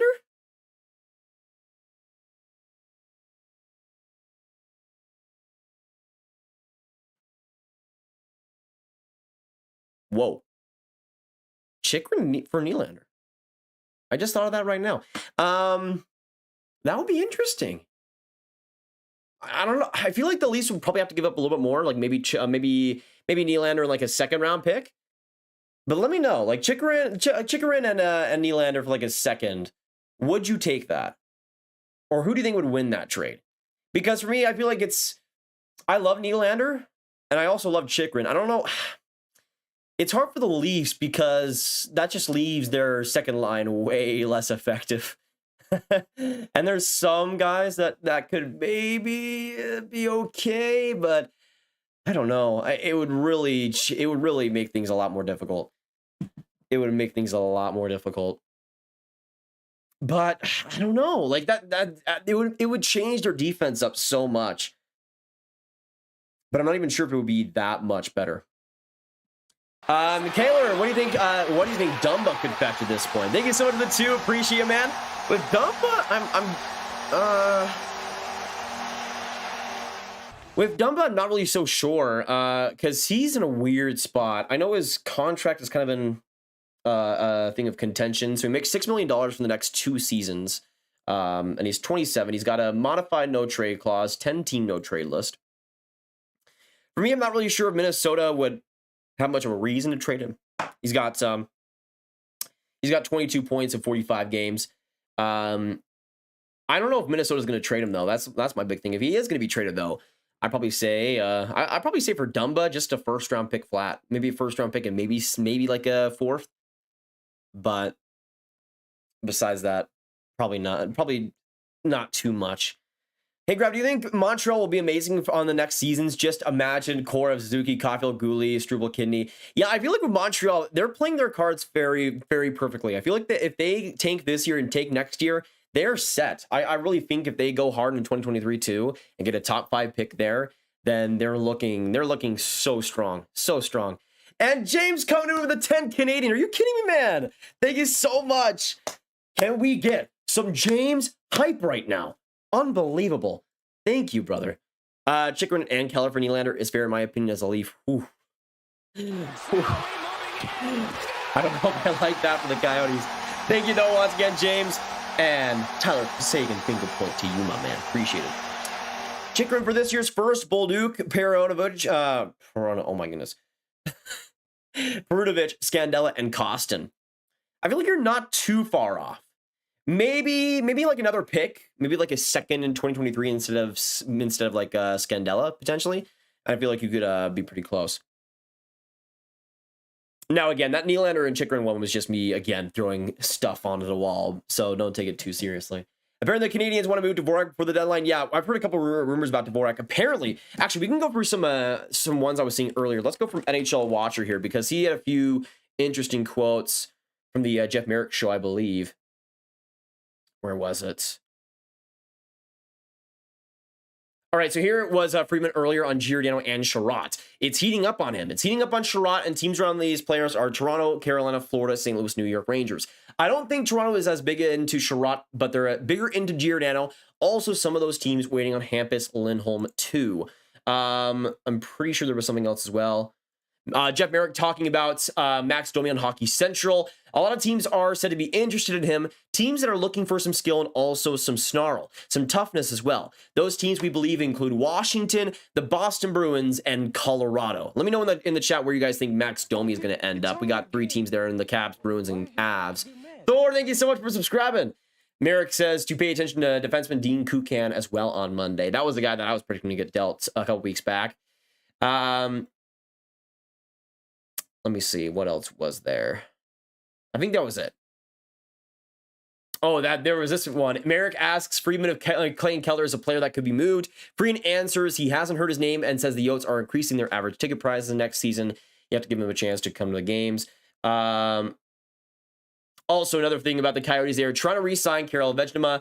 They are trying to trade Jakob Chychrun, and they are trying to acquire Shea Weber's contract to reach the floor. Doesn't seem them trading Keller. And also mentions they'd like to keep Lawson Krause. So a few notes there on the Coyotes, a pretty important team at the deadline. There was this one. Merrick asks Freeman if Calgary has had any interest in Dvorak. Freeman responds, they are a team looking for a center, so it's not impossible. But teams that have interest in Dvorak are Western Conference teams that have seen him play and know he's better than what he's shown this year. Now, for Calgary, I'm not sure if they're still going to acquire him with the CALLE JARNKROK trade, but that's on the table. And then Freeman on the Jeff Merrick show wonders about Christian Dvorak in Minnesota. He's a player they've liked in the past. They were in on him before he was dealt to Montreal. However, because of their cap issues going forward, Freeman doubts they'll be able to do it. So a few notes there, nothing insane or anything, but some more trade rumors as we get closer to the deadline, which is 5 days away again, everyone, which is insane. Be Strange, what's going on? Max Domi to Toronto. I could see it. I feel like he'd be a guy that wouldn't be... I don't think he's going to be a guy that really moves the needle all too much, but I feel like he'd be a pretty good middle six option for them. Phil Kessel for cashing in a third. No way the Coyotes would want to cash in unless they need to. I mean, maybe that's why. I mean, I feel like if they're gonna bring back cash in, it would probably have to be like a second Caden. Because I feel like for the Coyotes, and especially in a Phil Kessel trade, they want to get rid of all the cap possible. Susie first and Appleton for Nylander. Yeah, I feel like it would have to be more than that, personally. DeBrusk for Domi, 1-for-1 thoughts. Ooh. Yeah, I think it would probably have to be like Domi for DeBrusk in a third, but I think you're pretty close to that, Kendall. That would be an interesting one. Hey, good to see you, Dr. Dangles. Appreciate you coming in, man. AKA Denver. Good to see you. Kachuk and Dvorak would be hype, London Knights energy. Exactly, Henry. That would be so cool to see. If at least get Mitch cover Bedard, we will be fine. That's a lot to ask. That is a lot to ask. Would be funny to see Domi in Toronto. Yeah, it would be pretty funny. Honestly, after all that's happened. Do you think the Sens should trade Nick Paul? I don't think they should trade Colin White. Well, yeah, it does seem like Nick Paul is going to get traded either way, Raph. Since I'm pretty sure Brinks reported that there wasn't many trade talks there. So Nick Paul is definitely going to be a guy that goes. I would expect him to probably get like a third or maybe a late second, perhaps. DeBrusk for Kessel thoughts. I feel like for Arizona, they're going to be prioritizing draft picks and prospects. So I think they go lesser on a guy like DeBrusk than Columbus would. I could see it being like Kessel for maybe a player like a Jack Studnicka for potentially. Zachary, what's going on, man? And Michael, what's going on, brother? Michael, the Habs got a first and a decent prospect for Ben Chiarot. I don't know what world we're living in, man. But this is insanity. I love it. Thoughts on the Bolts or no anything? We haven't really seen too many trade rumors of the Bolts. I have some wild speculation that they're going to try and get another Blake Coleman and Barclay Goodrow, potentially an Arturi Lehkonen. But yeah, there hasn't been really much reported about them specifically. What do you think the Penguins should do? The Pens are in a really weird situation, Jordan. I feel like this year, though, or this year and next are really the 2 years to go for it. I feel like Connor Garland is just such a good fit there, but he'd have to still give a lot for him.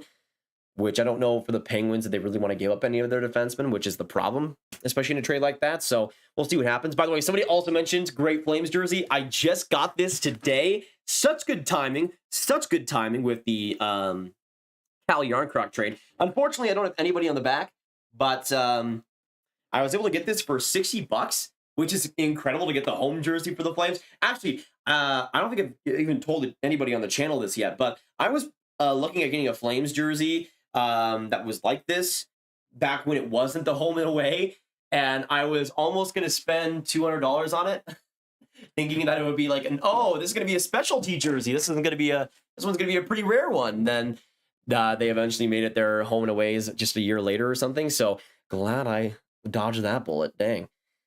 Who got the better end of the trade? For the Panthers and Habs one, I absolutely think the Montreal Canadiens. I mean, even if the Panthers do great in the playoffs with Ben Chiarot, I feel like for the Habs to get this much from just a rental from just a guy that you weren't going to re-sign that really wasn't all that good this year is incredible. Like, this is a Kent Hughes masterclass through and through. It is amazing.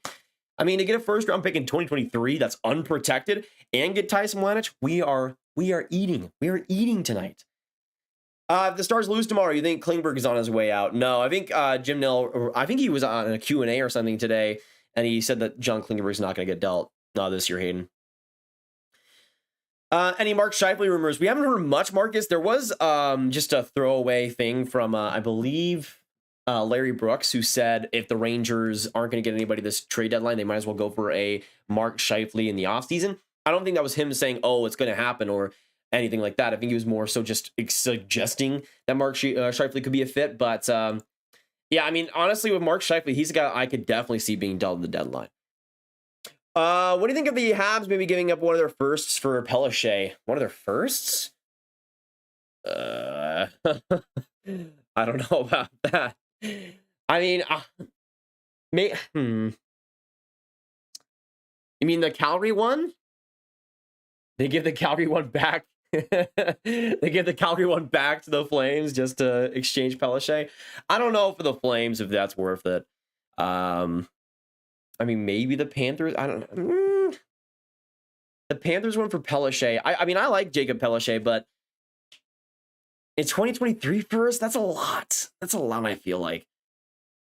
Pull the trigger, Dubas. Yeah, let us know in the chat. Where do you guys see a Leafs trade coming soon from Kyle Dubas? Let me know your thoughts. And by the way, thankfully, earlier in the stream, there was some mic issues. Seems to be resolved now, which is great. I did get a new mic, by the way. It's not like a huge difference, but it's a difference enough where I think it's definitely works. And this is a lot more of a reliable one, too, which is important. Do you think the Jets will do more damage this trade deadline or stay quiet again?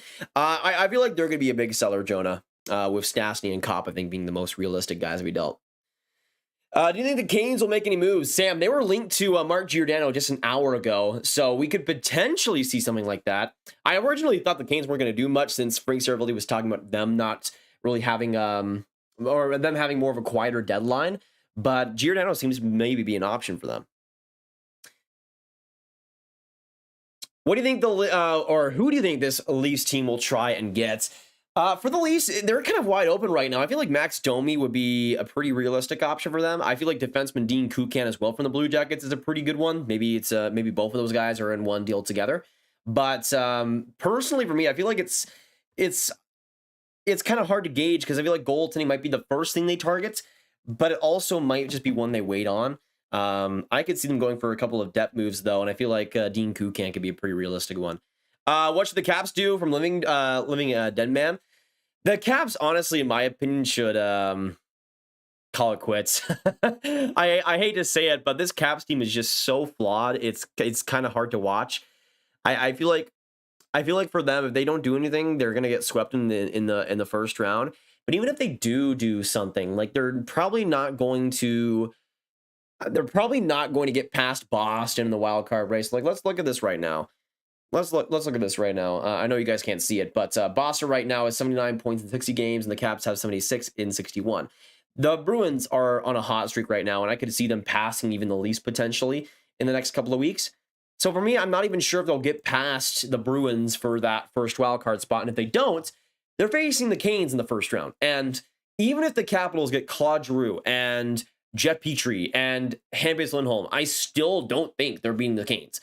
This Caps team has just so much fundamental flaws, and I just don't see them competing against the Canes in the first round, even if they make some couple of pretty good moves.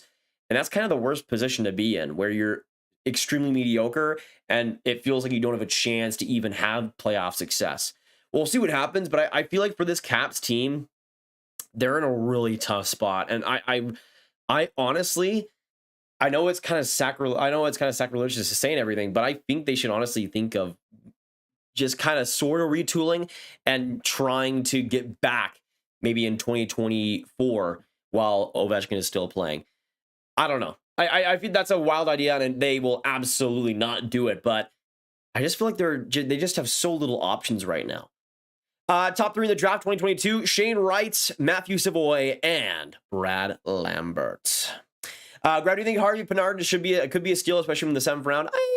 Maybe. I don't know how many games he's going to play, though. One steal, though, is Joshua or Josh Roy. I think he's going to be so good. So good. I had him as one of my steals in the 2021 draft, and looking pretty good. Should at least go after Holtby and Klingberg. I don't think Holtby's going to be available right now, Blake. By the way, good to see the power player presence in here. Appreciate it big time. Good to see you, man. I do think for the Leafs, though, I mean, I discussed him as a potential Oilers option earlier, but I don't know, man. Jake Allen on the Leafs. What are we thinking? He would be an interesting potential option, though, and could be a tandem goaltender with Campbell once he's back and healthy. So I don't know. Could be interesting. Let me catch up back again. Caps paid Ovi to chase a record, not win cups.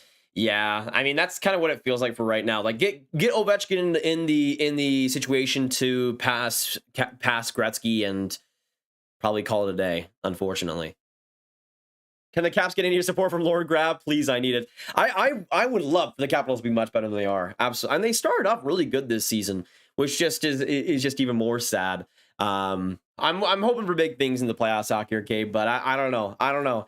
Can you create a realistic mock trade for Tyler Bertuzzi? Really depends on the team there, Denver, but aka Dr. Dangles. But I feel like for him, it would be a first-round pick, a good prospect, and likely a defenseman back. That would probably be what I would start with Bertuzzi. Now, again, I talked about potentially going to Pittsburgh. If we do see that deal, it would probably have to be like a first-round pick, John Marino, and like probably at that point like a Nathan Legare, maybe. But I don't think for the Pens are going to give up that much. It might be a deal that they just make in the offseason too. Which active NHL vet do you want to see win the cup most? Oh, Joe Thornton. Joe Thornton. Easily a dance media. We got a breakdown on Hurdle's contract. 8.25, 10, 10.25. Dang. But then it goes back down to around 6 by the end of the deal, which I think is smart. Lehkonen in a pick for Pellichet? Maybe Lehkonen in a second, or no, probably like Lehkonen and maybe a third, maybe a fourth.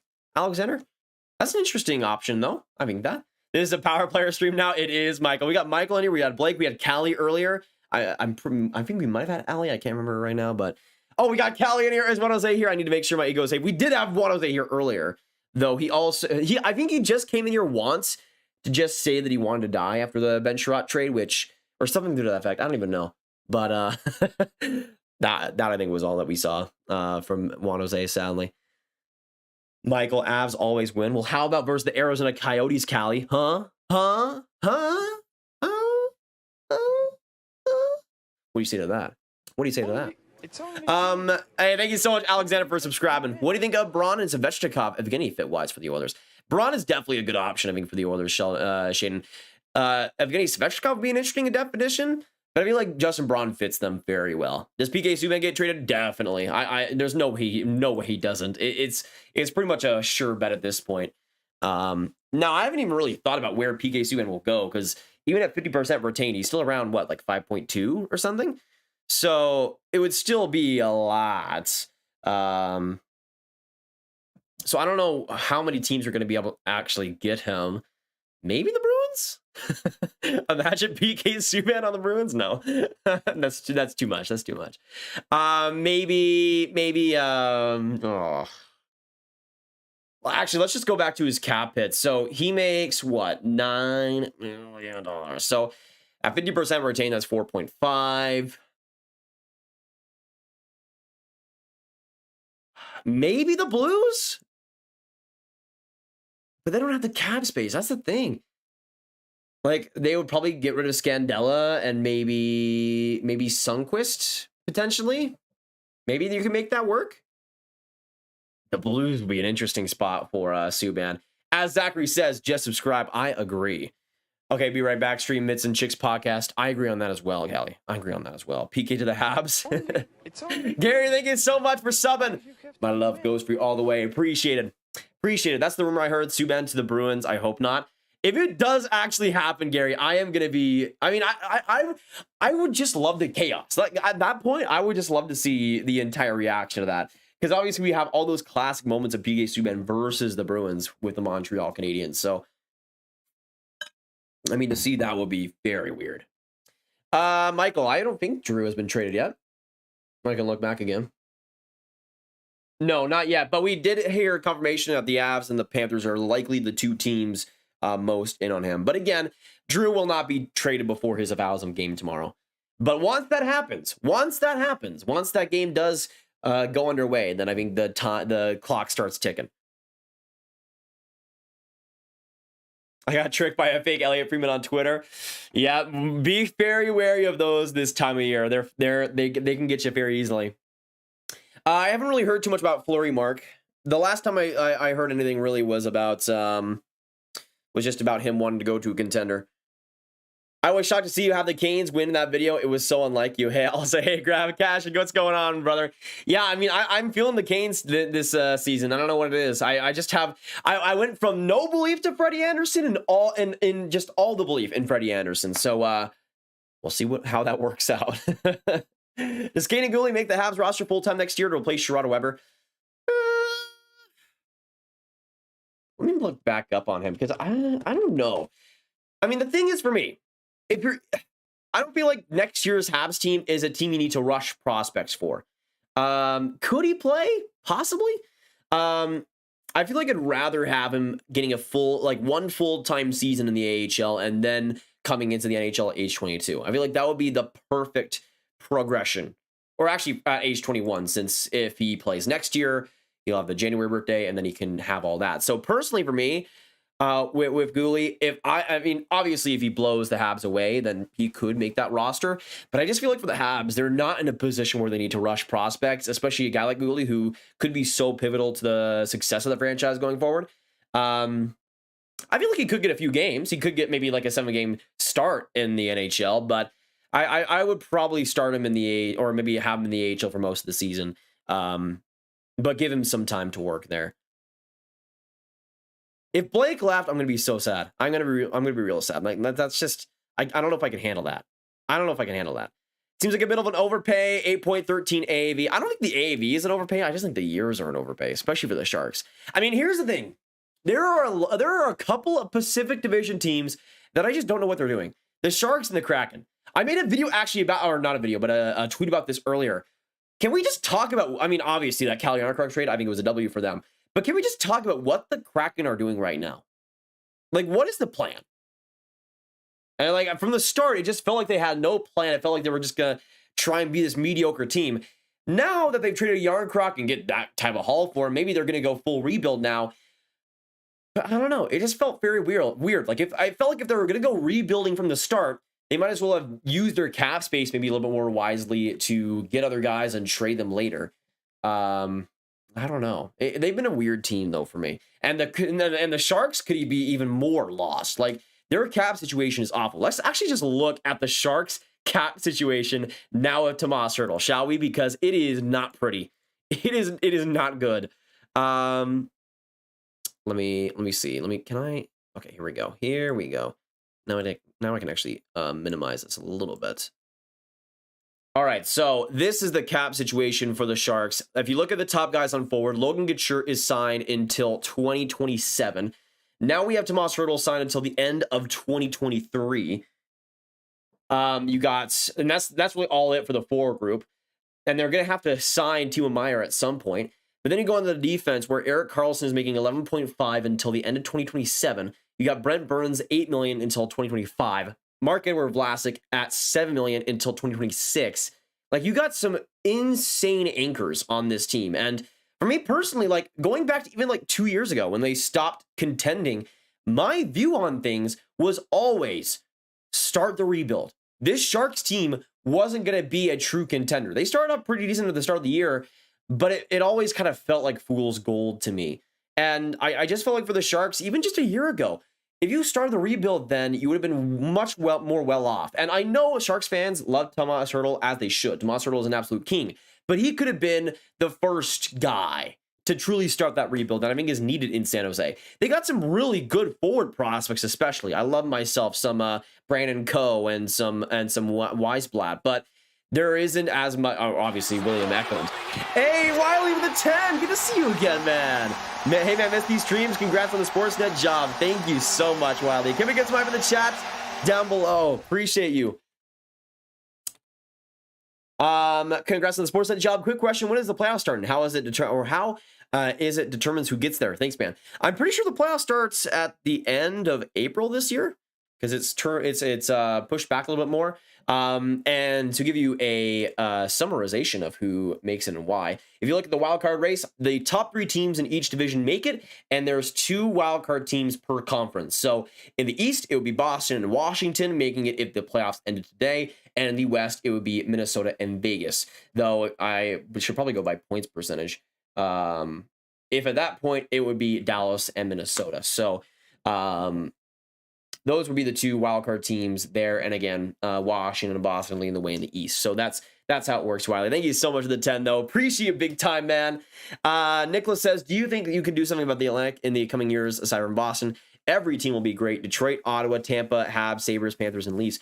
I feel like the Lightning might regress a little bit, maybe in like 2 years. So that opens up some more slots. But yeah, I mean, the Atlantic is full of some of the most smart teams out there. So it's going to be a bloodbath. I cannot wait, especially when Detroit and Ottawa and even maybe the Sabres take that next step. I mean, I feel like for the Sabres, it's continually just awful for them having to be in that division, but it's the way it has to be.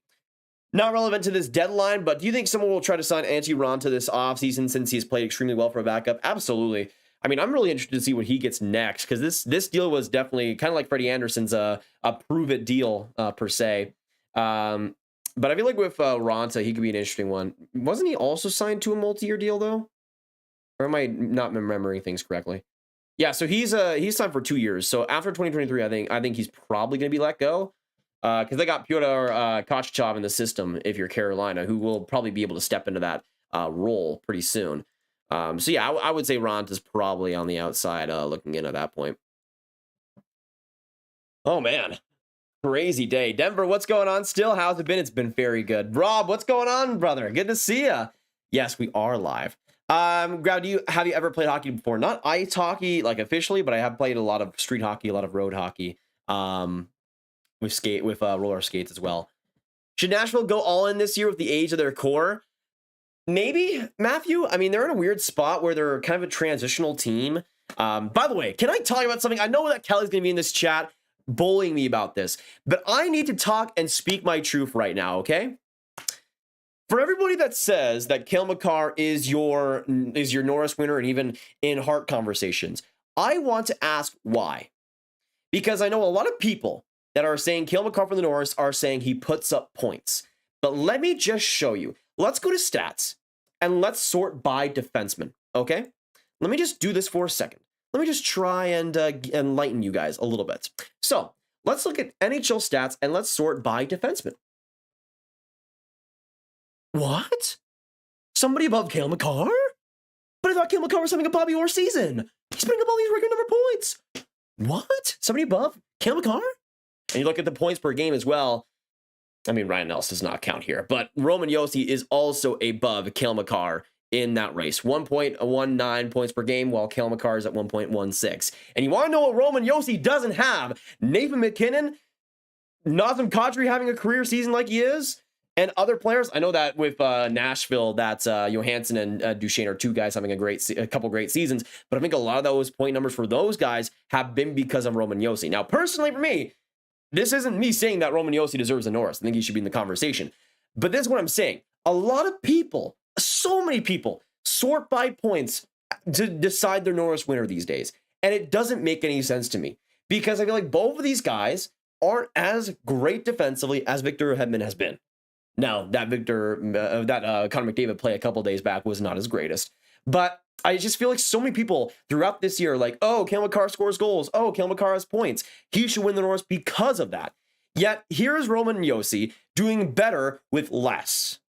If Roman Josi had Nathan MacKinnon, this would not be a debate. It would not be a debate. And I'm just sad because he does not get the credit that he does deserve. That's just me, though, I guess. But to me, I just feel like in this, like to me, when I was talking about Victor Hedman for Norris, the big thing that I always went back to was points for defensemen just don't matter as much as people think. A lot of it can come down to great power plays or great forwards in front of them and some great luck simply. But a lot of defensemen get some crazy amount of secondary assists, which maybe aren't truly deserved. With Victor Hedman, I just feel like his defensive play, his overall game has been among the best. And again, I still have Victor Hedman and Cale Makar either or, number one, number two in my Norris race. I still think that it's between those two guys. But I just feel like, especially for people that pick Cale Makar for the Norris, that's fine. That's completely fine. But I feel like a lot of people go about it the wrong way when they say, oh, he's having great generational Bobby Orr point numbers this season, when Roman Josi is doing more with less. And it gets me so mad. It gets me so mad. Why does Cale Makar get all this hype? Because he skate cool and he skate a lot and that's it? Roman Josi can do a lot of the things that Cale Makar does, and he has been. And like, I don't even, again, I'll probably have Roman Josi third in my Norris voting right now, because I think his defensive play hasn't been as good as, especially as his offense has been. But yeah, I just wanted to rant a little bit because I just feel like it's such a lopsided debate that, especially until like this, like even until this past week when Roman Josi's gotten a lot of points recently, like he was still neck and neck with Cale Makar and a bunch of other guys.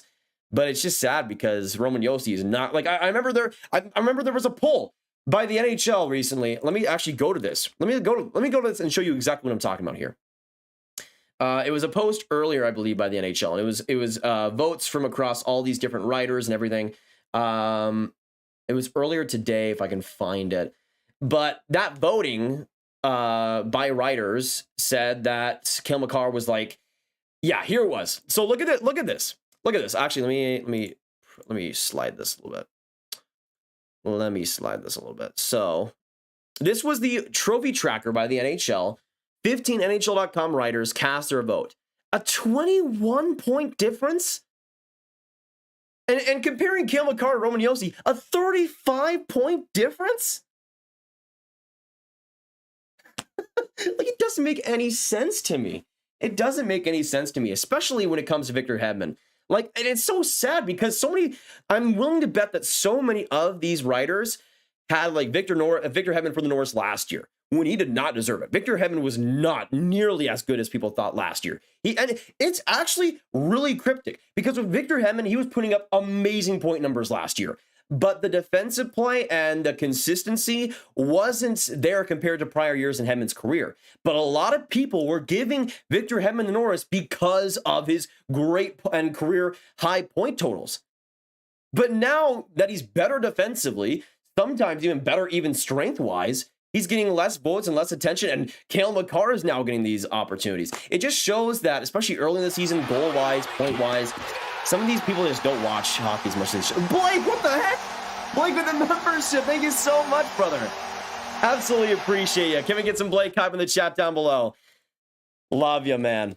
Love you. We got the best Leafs fan. Well, besides Steve Dangle, the best Leafs fan and the best power player right here in the membership gang. Thank you so much, Blake. Appreciate it.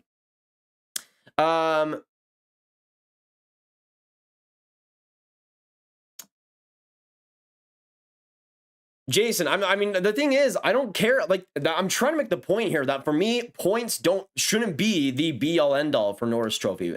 I like, for me, I don't value secondary assists as much as primary ones. But that's just obvious. But to me, I'm trying to make the point here that points shouldn't be the be-all end-all. If you still have Cale Makar as your Norris pick, I could care less. That's a fine pick. But it's got to be because of what goes into those points. I don't care about points for defensemen. It's what you do on the ice. It's what you do in your defensive zone. And to me, I think this year is such a great example of why we need an offensive defenseman and a defensive defenseman award. It's easy. Like, it's such an easy move to make, and it's such an obvious one. Then we wouldn't even be having these debates. Cale Makar, Roman Josi would win the offensive one, and then Victor Hedman should win the defensive one, as he should.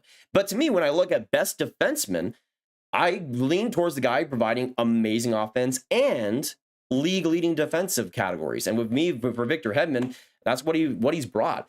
But also, I've watched a lot of Tampa this year and a lot of Colorado. And I feel like for Victor Hedman, a lot of points throughout the season for Tampa, he's been a guy driving the bus. He's been a player that's been so consistent. And for Cale Makar, he's obviously been super valuable as well. But I just feel like for Victor Hedman, he's been so... I mean, for me, I want to make it clear as well. Like, Cale Makar and Victor Hedman, they're almost neck and neck for me. Like, it's not a big thing. What was the Chiarot trade? The Chiarot trade was the Montreal Canadiens getting a first, a third in 2023. Or no. It was I need to actually look back on this. What was it specifically? Because I don't want to get it wrong. Yeah, so it was a fourth-round pick in 2022, and I was actually thinking of the JARNKROK trade. It was a fourth-round pick in 2022 and a first-round pick in 2023, and also Tyson for Ben Chiarot. Still a huge dub. Points for defensemen are overblown because they are supposed to defend first or offensive secondary. I agree with that. But again, I think it just shows why we need an offensive and defensive defenseman award. Like, it's just so obvious, and to me, it's just like it just doesn't make any sense why we don't have that. Because it would almost end all these debates. Yeah, that's true as well, Jason. I think Taves isn't getting nearly as much. I mean, with Taves, he was like above a point per game throughout points this year, right? Or at least I remember him being that way. Yeah, Devon Taves, 0.90 points per game. He's been terrific this year. And his defense has also been still at an amazing rate. I feel like he should get a lot more consideration for the top three in Norris voting. Even though I wouldn't have him there, I definitely do agree Devon Taves has been fantastic. I still can't believe he got traded for 2 second-round picks. I friggin' hate Lou Lamoriello. I friggin' hate that guy. Why does he do this? Why does he make such smart moves and then decide, hey, let's trade 2 seconds for one of the league's best defensemen? I know they had cap issues, but you couldn't trade Josh Bailey. You couldn't trade just Josh Bailey. Sider gets no respect in the Norris race. I think he should be up there especially in the top 10. I feel like with Detroit's defense, they'd be nowhere without Moritz Seider. Let me also look back on and if there's any more trade rumors here real quick that you guys tagged me in. There hasn't been much, but again, there could be a lot that happens in the next little bit. I don't know how long I'll be streaming for because we've already been going for an hour and 57 minutes, which is insane. Thank you guys so much for still sticking with us. I have been summoned by CALLE. What's going on, Zach? Good to see you. There is a Selke award, not just why not for defensemen. Exactly, Bethany. Exactly. I think we can all agree that there should be an offensive and defenseman award. And here's the thing. It's so sad because I have to discredit I have to become a Cale Makar hater when I'm not. I think Cale Makar is the best defenseman in hockey overall. Like when we talk about a 3-year sample size, I'd probably say Cale Makar is 1. I'd probably say Makar 1, Hedman 2. Well, that's rough because Hedman I don't think was as consistent last year. But it would be a top 3 of Makar, Hedman, and Fox for me. So overall, I still think Cale Makar is the best in hockey, but I think this year I don't think he deserves the best defenseman award because I think it has to come from both sides of the ice. And here's the thing, Makar is still decent defensively, I feel like, but I don't think he's as impactful as Makar has been. But if we had those 2 awards, then Makar for best offensive defenseman and Hedman for best defensive defenseman. And that's all that needs to be said. So either way, let's not have Hedman at 2 for personal reasons. Ekblad 32 points. That's it, huh? I mean, with Ekblad, I mean, like his defense has really taken a step up this year, from what I've seen at least. No, he has 54 points in 59 games. I mean, it's a really weird defensive year. I mean, Quinn Hughes had a better season this year. Let me also make sure you guys can actually see the names. Hey, Matt, we got to give some respect as well in the Norris race to Matt Tennyson, who's rocking a 7.5 points per game, 3 assists in 4 games. Okay, let's give some respect where it is due. Okay, where it is due. Let's please do that. Also, Kendall, yes, Kubalik, I don't think he's been moved yet, at least if I'm not missing something. But there was reports earlier from I believe there was reports. Let me check. What was his name? I might have retweeted it. Let me check, because there was reports that the Kubalik trade is very close, and I'm pretty sure it was Anaheim and Edmonton that were like the 2 teams most rumored to get that. To get Kubalik. Let me see if I can find it again. I don't know if I retweeted it. That's the problem. I don't know if I retweeted it, but I know there was some speculation there. Oh, it was by Ben Pope. There we go. All right, so Ben Pope had a tweet earlier about Kubalik. Here it was. This from Ben Pope of the Chicago Sun Times. Where he said this: hearing the Blackhawks are making progress on a Dominic Kubalik trade, with Anaheim and Edmonton being the front runners. So that was the big one earlier that we saw. I think that was even before it might have been after the Vatrano trade. But with Kubalik, it seems like Anaheim and Edmonton are the front runners. Let me know in the chat down below what you guys think, or where you guys think he could end up. I feel like with Kubalik, I feel like I'd be more inclined to say Anaheim gets him, just because I feel like with Edmonton, they might go for more of a defensive trade deadline. But still, those 2 teams do make sense. What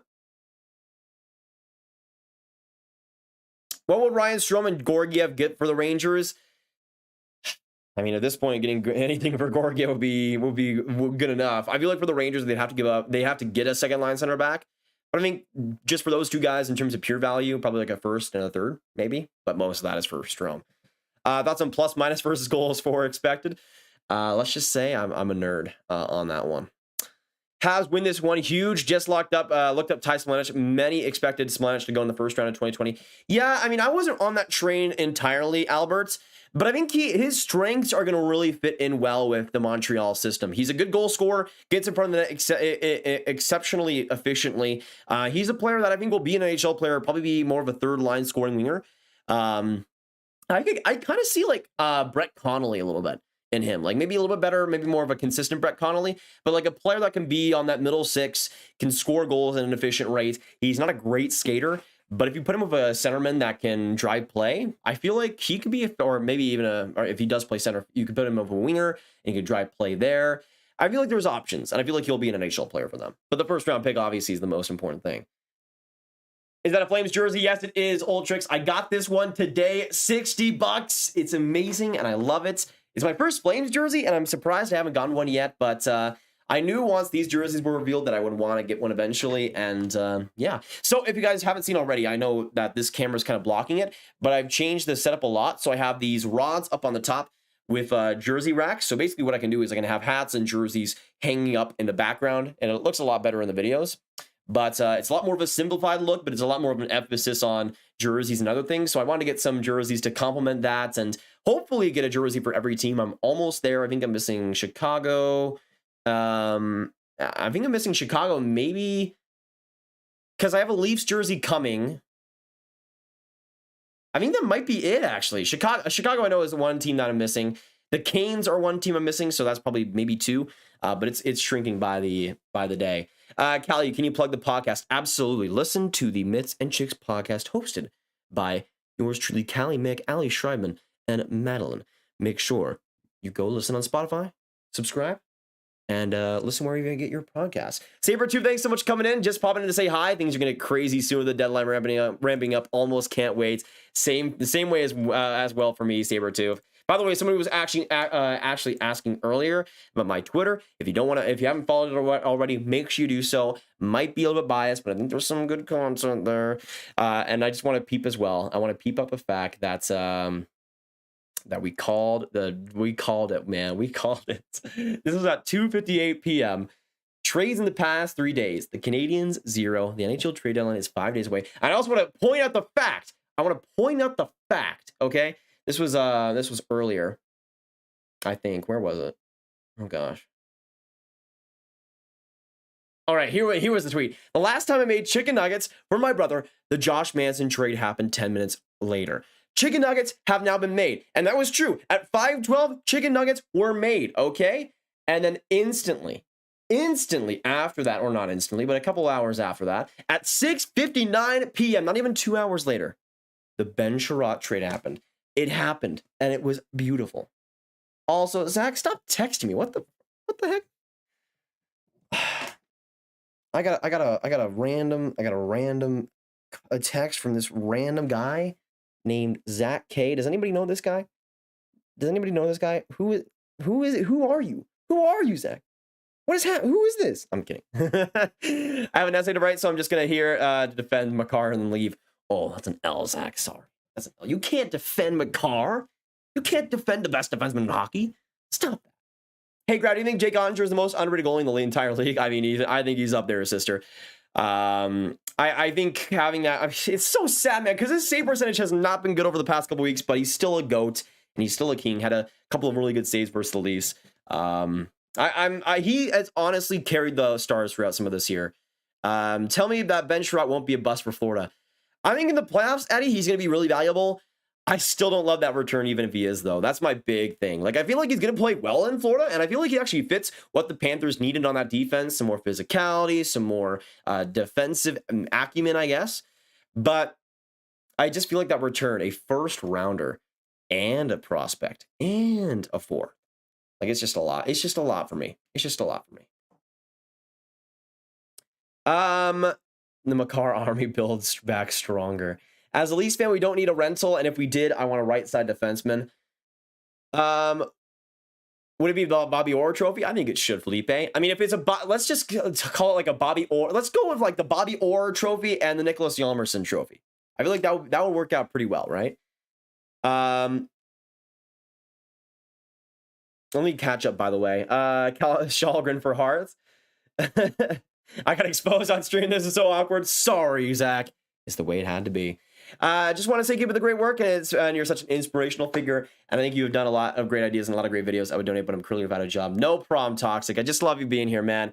Just love you being here. Appreciate you dropping by, and I mean, I just try to be as entertaining as I can. I mean, hockey at the end of the day, like here, I've gotten so many comments recently, and I think it's because of like the Sportsnet thing and everything about how like I talk too loud or I'm too animated or anything. But like when I'm talking about hockey, that's just the way it is. Like for me, hockey is my favorite thing in the entire world. It's the thing I love talking about the most. That's why I talked about hockey on this channel in the first place, was because I was so happy and so excited to be sharing my opinions out there, and people somehow started listening to those.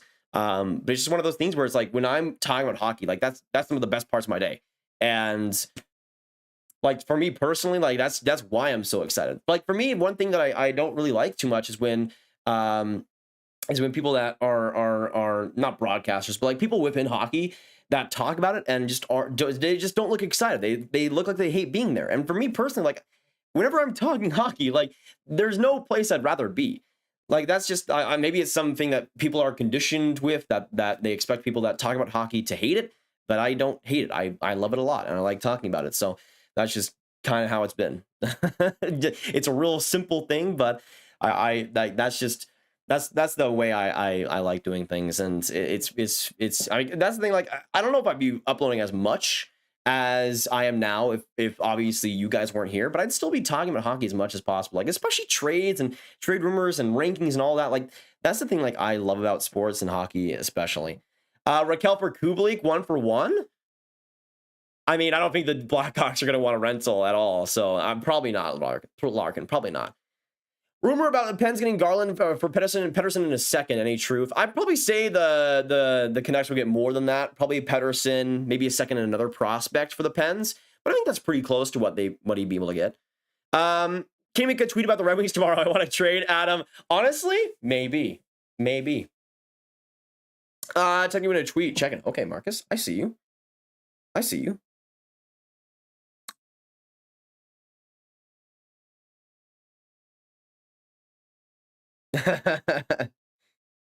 Was it the let me see. Was it before Marcus? Oh,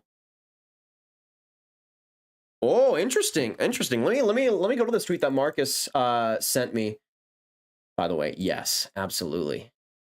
Let me go to this tweet that Marcus sent me. So this is from Grady Sauce of the Sekeres and Price podcast, and he said this.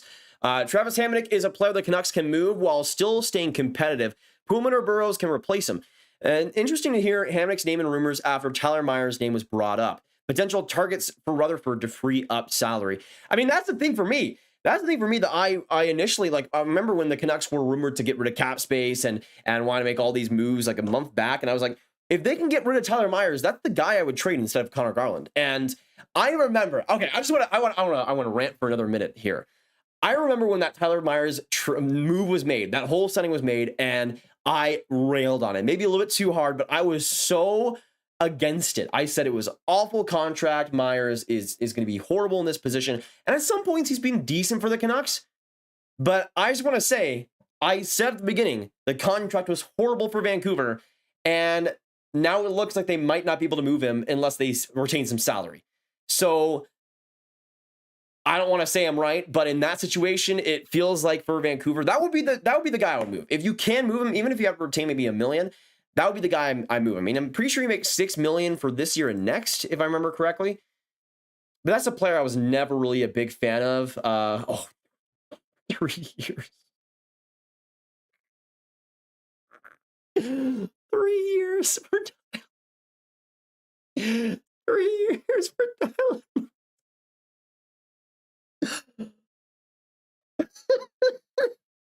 Good luck, Jeremy.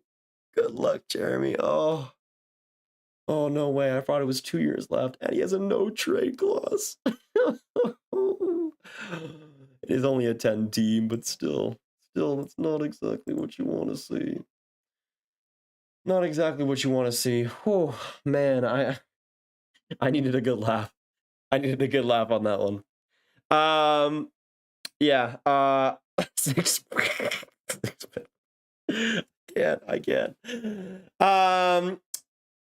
Hey, Zach, we'll see you later. Thank you so much for dropping in. Love the power players' presence on here. I think Tucker Pullman's brother is way better. Does he? Wait, he has a brother? I forgot about that. Grav, what do you think JVR could get a first and a prospect as a Flyers fan who's watched every game this year? He's been awful. Yeah, I definitely don't. With that contract, Flyers fan, I don't think he's getting nearly that. If the Flyers can get like an okay pick, like a third, I'd be pretty happy, honestly. What will the Jets do? Buy or sell? Definitely sell if I had to say anything. Probably Cop, probably Stastny. That would be what I would look for personally. Selling wise for the Jets. Thoughts on Chiarot trade? I just got here. Lojnader, I am in love with Kent Hughes right now. I just want to say it again. I'll say it so many times, but that bald man can have my children. He can do whatever he wants with my family. I don't care. Okay, Kent Hughes is my savior. He is my love. He's my everything. He's my world right now. A first rounder, a decent prospect, and a 4 for Chiarot. Unbelievable. I mean, I think it'll be for the Panthers still a pretty good fit, especially come playoff time. But for the Habs, man, there's no way that you cannot love that deal. Nolan, gotta go. Hope you have a great night. Thank you so much for tuning in, Nolan. Appreciate you. We'll see you in the next one. Korpisalo to Edmonton. That would just continue their goaltending woes. Korpisalo is going to be the most overrated guy in the entire NHL goalie wise. I think I remember I went on this rant earlier this stream, but I mean, he had good playoffs in 2020 and then just stopped. What would Lehkonen go for and to who? Felipe, I made the hot take earlier that he's going to Tampa. I'm going to stick with that. And I'm going to say a first rounder and Matthew Joseph for Lehkonen. Maybe like a 5th on top of that. What's the return for Giordano? If he does get traded, I'm probably going to say like a 1st, a 3rd, and maybe a decent prospect on top of that. Mavs beat the Nets. Yes, it's good to see. Mavs have been so good over the past couple months. Really hoping that continues. Should the Jets trade Scheifele? Yes. That might be a hot take, y'all. But we talked about the Capitals potentially retooling. The Jets should tear everything up. Keep Connor, keep Dubois, maybe keep Hellebuck. I don't know how much you keep besides that, honestly.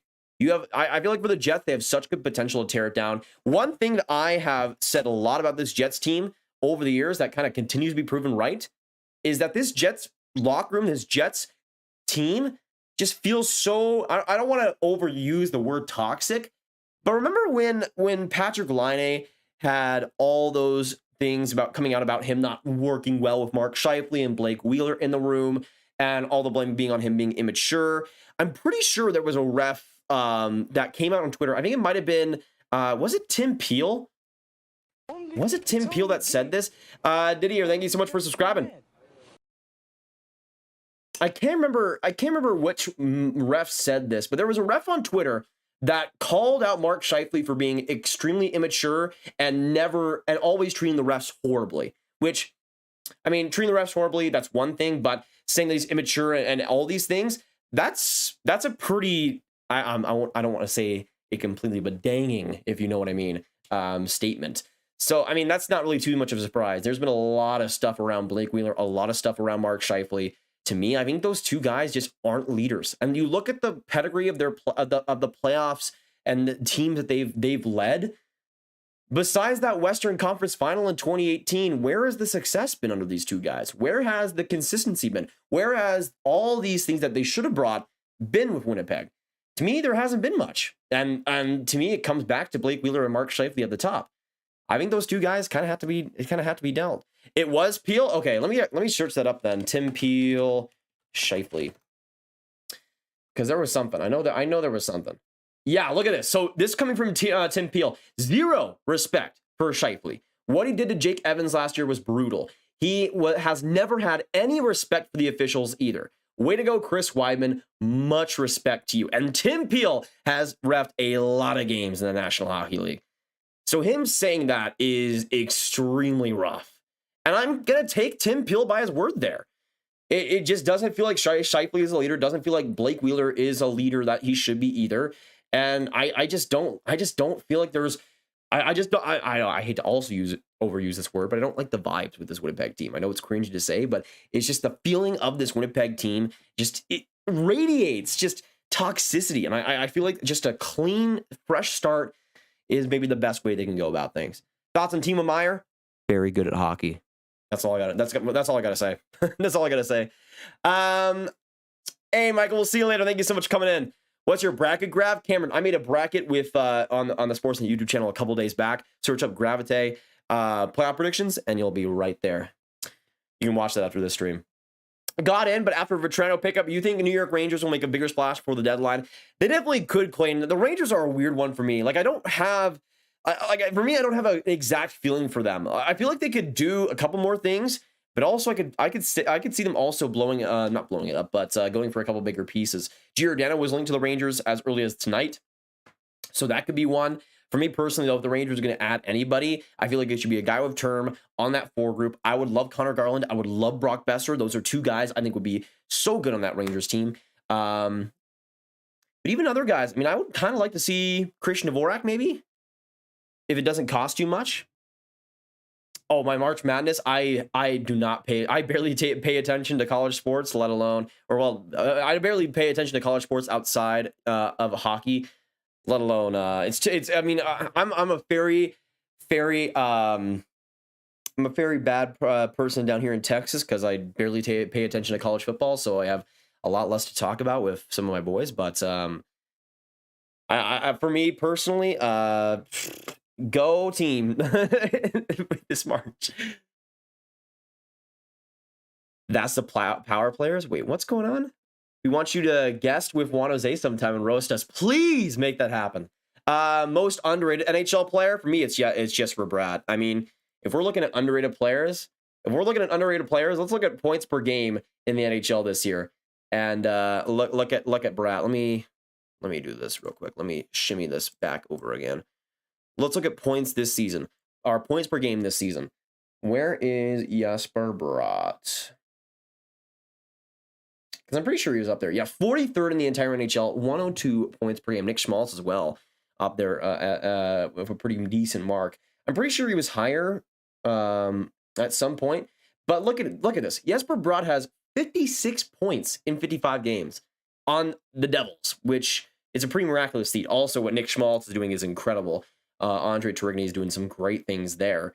But I think Jesper Bratt's up there, personally. And also Nick Schmaltz, now that I'm thinking about it. But yeah, like in terms of points per game, they're above Pastrnak, they're above Zibanejad. Some pretty good names there. Yeah, Peel has actually been a pretty good follow on Twitter, which is good to see. Yeah, that too. I mean, I didn't even mention the Scheifele cheap shot last year, James. I mean, I think Scheifele is a loser for that hit. Like, I'm not even sure if I streamed that game, but personally for me, like, my respect for Scheifele, I think there's a couple of players in the Central Division that do not get enough credit for being as dirty as they are. One is Nathan MacKinnon, who does a lot of dirty stuff that does not ever get any attention. And two, Mark Scheifele. Mark Scheifele is an especially dirty player with a lot of cross checks, a lot of slashes that never really get as much attention as they deserve. But especially that hit on Jake Evans, like that showed his true form. And to me, I lost all respect for him at that point. Now, in saying that, if Chris Drury could get him for a 3rd round pick, I would like him in the Rangers. But still, I don't know if he's the player I'd want to have on my team, especially if you're going to overpay. Ball power forever. Love your content, Mayo. Thank you so much. I mean, right now, the ball power is working off pretty well for the Habs. So you love to see that. I mean, obviously, Jeff Gordon at this point should probably think about shaving that off. Brought us a point per game. This player, he needs to stay healthy. Yeah, that's the big thing as well, James, is his health. But I feel like this year he stayed healthy and he isn't quite getting the attention. Chili, thank you so much for the 2. Did you see the Vatrano tweet from 2011? I actually did see that, Chili. I posted on one of my group chats. I saw one about him calling Brady Shea ugly as a kid. That's the one I saw. Vatrano was an absolute beauty, man. I love that guy. Do you think Jonathan Tave's captaincy is in jeopardy with Patrick Kane still producing? I don't think it's in jeopardy as long as he's in Chicago, but I'm interested to see how long he plays for. Vanessa, what's going on? I'm doing very, very well. The Habs got a 1st round pick, a prospect, and a 4 for Ben Chiarot, so I'm doing pretty decently. I think Matthews deserved the suspension considering everything McDavid has gotten away with. I think so. I mean, in terms of the consistency, it's been awful. Like that, I'm pretty sure like the Edmondson cross-check or something that was going around Twitter recently. That should have been something more. I think cross-checks like that in the neck should be 2 games, and that should be it. There's been some instances throughout the season where it hasn't been called that way, but just because it hasn't been called that way doesn't mean they can't set a precedent and a president. You know what I mean? And I feel like for those type of hits, 2 games is perfectly good. Funny how the person who player who doesn't swear is like the dirtiest and least respected guy in the league. Honestly, Shaden, just goes to show. It's with you. That's the perfect example of you show yourself with your actions rather than your words. Boom! Some philosophy for y'all right now in this chat. That's actually one of the mottos I like to live by is judge people by their actions and not their words. But Mark Scheifele, dude, like that is perfect example right there. There's some other examples as well, but with Mark Scheifele, like his actions, the guy's just a loser. The guy's just a loser with his actions. And the thing is, everybody says like say that to his face. Like I probably would. First things first. I don't care what Scheifele does to me. But like that's just my opinion. It's the way he plays. I don't think he's a loser as a person, but the way he plays, I mean, it's like that. But again, it just goes back to that. Like you can say all you want, but what you do on the ice matters. Yes, it is a Flames jersey I have on, Brian. I got this today, $60. I know I've talked about it like 5 times on this stream, but I don't have any player on yet. Actually, let me know in the chat down below. If I do get a player on this bad boy, which player should I get? I'm thinking it's either between Toffoli or I get another Coleman jersey. Because actually, let me get it right now. Where is it? Oh, here it is. All right, so I got I got this Tampa jersey back when they won the Cup initially back in 2020, I believe, with Blake Coleman on the back. Texas-born stud, Plano-born stud. I mean, it would be a cool thing to have. I have 2 PK Subban jerseys. I have that Montreal one and I have a Nashville one. So, I mean, I'm thinking of getting a Calgary Coleman jersey or a or a Toffoli one potentially. I mean, there's actually some really good options on Calgary because I was thinking maybe even Mangiapane or potentially Gaudreau as an American stud as well. There's some good options there. But yeah, I do want to get jerseys for every team, so we're still missing a couple. Get Toffoli, yeah. I was thinking Toffoli just because it's so fun to see Toffoli on the Flames, but who should Boston get? I feel like personally Mark Giordano would be a great addition for them, Gavin, but it doesn't feel like that's going to be too likely. Your bet on surprise player to be traded, Nick Schmaltz? That would be interesting, Rest as Muse. We haven't really seen anything about that. I don't know. I feel like for the Coyotes, what is his contract like? Because I feel like that might make everything interesting. With Nick Schmaltz, okay, I'm gonna say no. Because look at this. Let me actually just make it a little bit easier so you guys can see this. But when it comes to Schmaltz, he's like one of the few players besides Keller actually locked up for a long time. He's locked up for 5 years. I don't see the Coyotes trading him. Him and Keller, I think, are almost untouchable unless a big offer comes to them. I would say Schmaltz and Keller are like the two forwards they're not going to move, especially right now with Schmaltz working so well under Andre Tourigny. But I feel like since he's locked up, like if it was 2 years left, I could see it. But since he has those 5 years, I think they're going to be able to keep him. Do you think Timo Meier looks like the guy from Sing 2? I see this all the time from you guys. I have never seen Sing 2, and I have no idea what that guy is. He just looks super funny. But yes, absolutely. Absolutely. How has life changed since you've been on SN? It's been a little bit more chaotic. I've been, overall, though, like, the thing was, for me, when I got that offer, it was one of those things where, like, just my entire worldview kind of changed. Like, it's one of those things where now that, like, for me, one thing I really prioritize is not, and one thing I kind of prioritize in not like just a career, but like life is just kind of stability. Like I like having stability and other things. And with YouTube, there's some, but obviously there's always the chance of it just one day shutting down. But with Sportsnet, it's more of a well-rounded thing, and I'm happy about that because I can still focus on both, but also have something else to work towards and something else to get better at. And I've been really happy, honestly, with being at Sportsnet and being able to create videos for them. It's made life a lot more not like less focused, but like a lot more balanced, I think. It's been like it's almost made videos a little bit more fun to make, especially for the Sportsnet ones, because I still have like the same kind of freedom that I have on this channel, which is amazing and a blessing, honestly. But I also get to experiment more with other video ideas that might not work as good on this channel and vice versa. So it's been a pretty good experience so far. And especially doing a lot of the trade deadline content for them it has been an honor so far. Who do you think the Pens are going to target? I feel like personally, I feel like Connor Garland is the one guy I would love if I was the Pens, but it just feels like it's less and less likely by the day. But I feel like Connor Garland could be one of those guys traded on deadline day.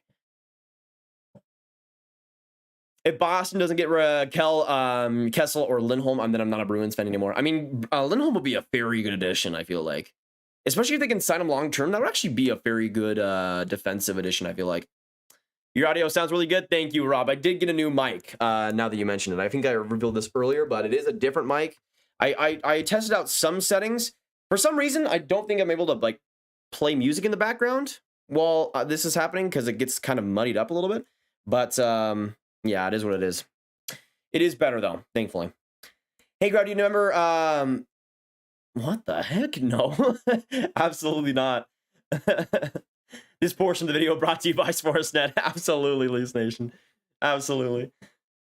Can't wait to see you in the booth on ESPN Plus. That'd be an honor as well, Lars Len. I mean, I remember faintly remembering like back in like 2008 or something, like ESPN doing something hockey wise, and like that being like one of my first exposures to hockey itself. I mean, like just being like that's especially like more sports broadcasting. Just to say you work here's the thing, though. Here's the thing. To say like you work for ESPN is like such a cool thing, but also like hockey wise, to say that you work for Sportsnet is almost like the same kind of thing. Like they're the biggest one. They're the best one. And it's just been such an honor. Like ESPN though, especially like if they continue to do NHL stuff, it would be an honor to do stuff for them too, especially with some of the great commentators they have over there. Like, imagine me and Gross doing a live game. That'd be pretty fun. Do you see the Habs finding a buyer for Hoffman? I think so, Chris. I think he'd be a likely guy. Actually, excuse me. Let's look at the Habs pick situation right now.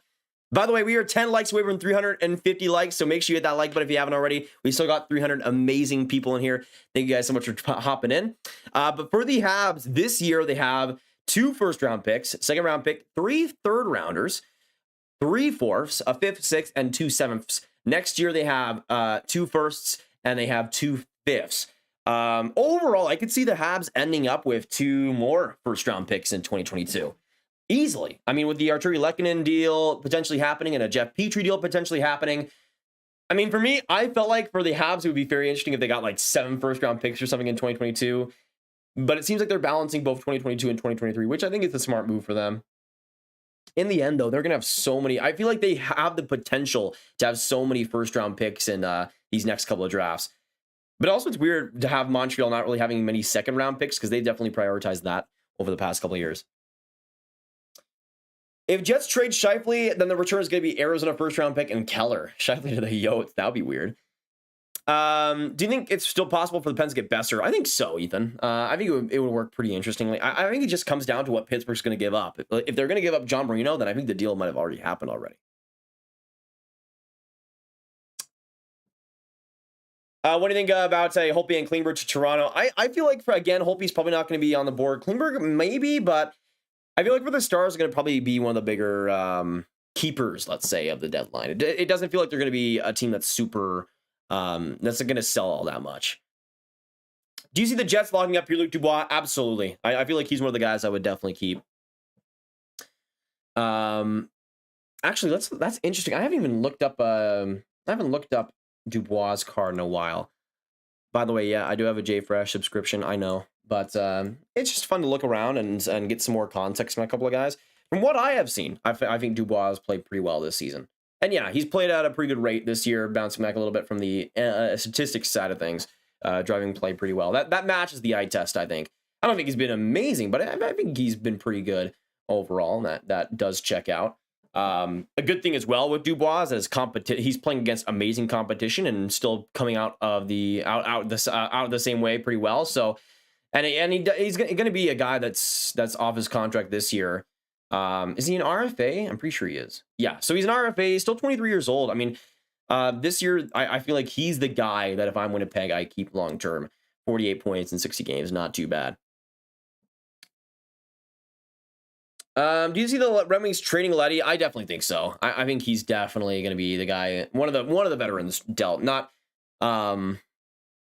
Oh, interesting. So we get a quote here from CALLE JARNKROK. So this coming from Frank Saravelli. Let me put this down more. So this is coming from Frank Saravelli. Flames CALLE JARNKROK tells inimitable Bjorn Pier from Aftonbladet on uniting with cousin Elias Lindholm in Calgary. We're really like brothers, me and Elias. This is going to be so much fun. We've been joking about playing together in the NHL, but never thought it would happen. You know what? Whether you think Seattle or Calgary wins this trade, can we get some W's in the chat? Can we get some W's in the chat for best friends being united on an NHL team? If you don't know, both Lindholm and JARNKROK, I believe, grew up together in the same Swedish town. And apparently they've joked about playing together in the NHL. We're like brothers, me and Elias. Man, this is making me emotional. That's so cool. I mean, some of those stories do come into the NHL, but rarely do we get stories that good. That's such a good story. I love that. Oh man, 2 brothers who were separated for so long are back together. That's great. I really hope they play them together. I mean, actually, let me go on Daily Faceoff and see the lines right now, because obviously Lindholm's playing pretty high in the lineup.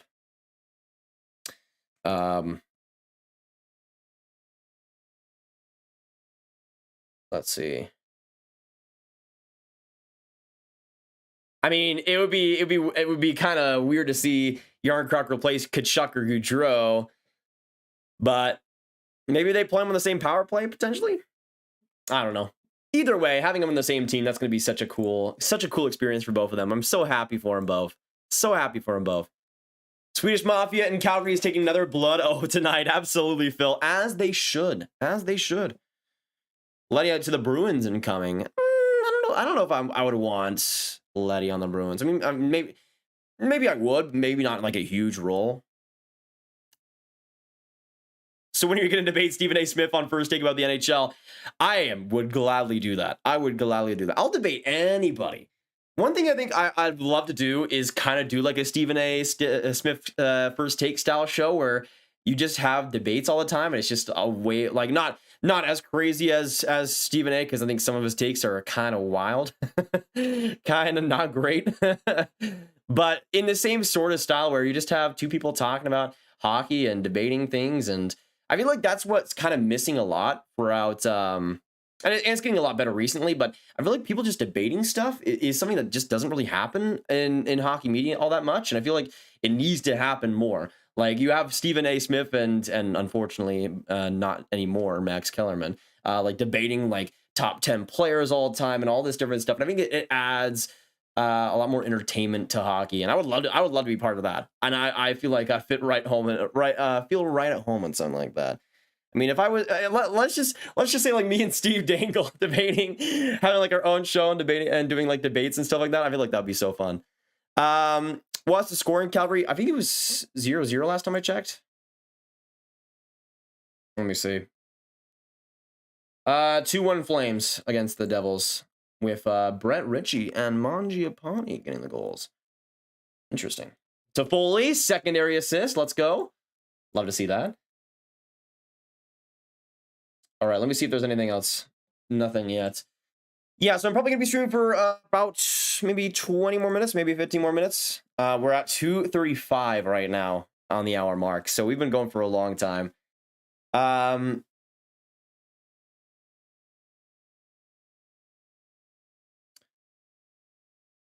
People are afraid to voice their opinions. Yeah, that's also true. That's also true, which is a shame, because I feel like that it sparks conversation, and I think it's just interesting. But yeah, I feel like that's something that's missing a lot. Like, that's the reason why I wanted to also make videos on the channel, was just to share opinions and have debates and agree or disagree and have conversations with people in the comments and obviously in this chat and stuff like that. Like, that was a huge part of it for me, was debating and having conversations about hockey. Like, that to me is one of the biggest reasons why I love sports, is talking about it with other people and debating and going through all this different stuff. I guess it's more of like an American mindset, but I feel like it adds a lot. It adds a lot. Trade Hall for a $25 Tim Hortons gift card. Blended. Let's not go that far, okay? $25, that's rich. I don't know if I can do that.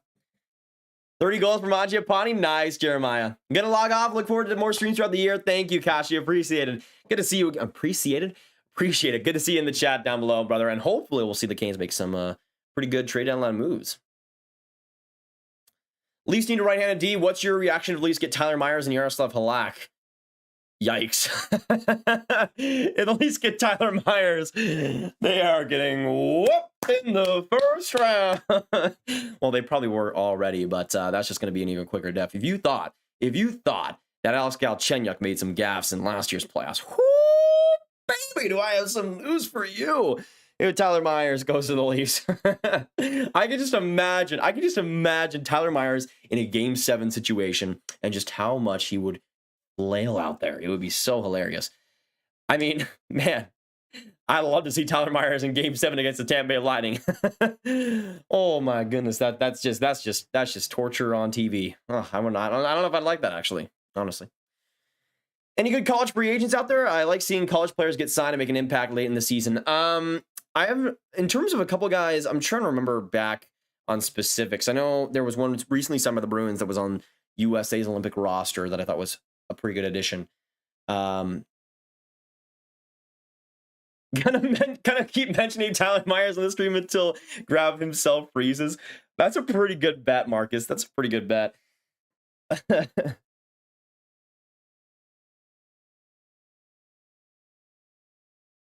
Yeah, that's true as well, Corey. Oh, yeah. Jordan Harris. I feel like he's going to stay in Montreal, though. I have a feeling. At least I'm hoping. I have a feeling he's going to stay in Montreal. That's the thing, though. If Montreal keeps Jordan Harris, man, their defense is looking really interesting. Like, I don't feel like they have like a top one number one, like a Maurice Seider or anything in the pool. But I think in terms of top 4 defensemen, they have a lot of options, especially if they do get Jordan Harris. And there's potential, I think, to maybe get a top guy. In this year's draft, I think Simon Nemec could be that if everything pans out there. But it's going to be a real interesting one, I think, for the Habs these next couple of years, who they draft. Hey, Riley, I appreciate that. Yeah, this Flames jersey, I love. I absolutely love. Do you see the Leafs winning a playoff game this year? I think so, Marcus. I won't be that mean. But it depends. I feel like if they play the Panthers, I think they go 7 games. If they face the Bolts, I think they lose in 6. I think they lose in 7 versus the Panthers and lose in 6 versus the Bolts. If they go versus the Bruins, they're losing in 7. Let's be real here. They're losing in 7. I talked about it in that Leafs trade rumor video a couple days back if you want to get more detailed viewpoint on it. But for me, I feel like the Leafs are just absolutely screwed.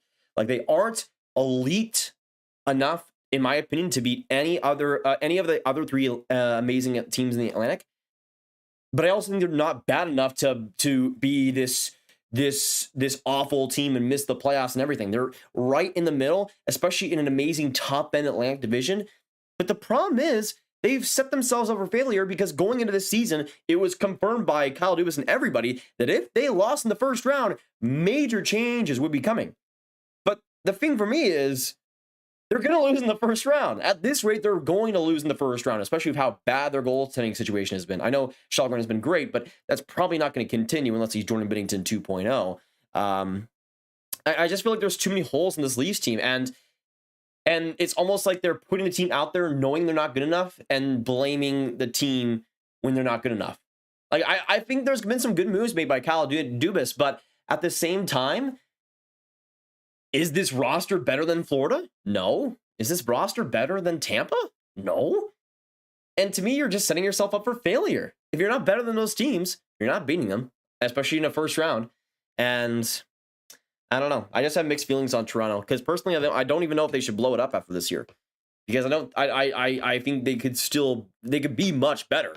Like, I feel like a lot of people want to blow up the team because they aren't as good. But I feel like with Matthews, with the core that you could potentially have, if you trade a Tavares, I think you have way more flexibility there. I mean, here's my big thing. What if you trade John Tavares for Mark Scheifele?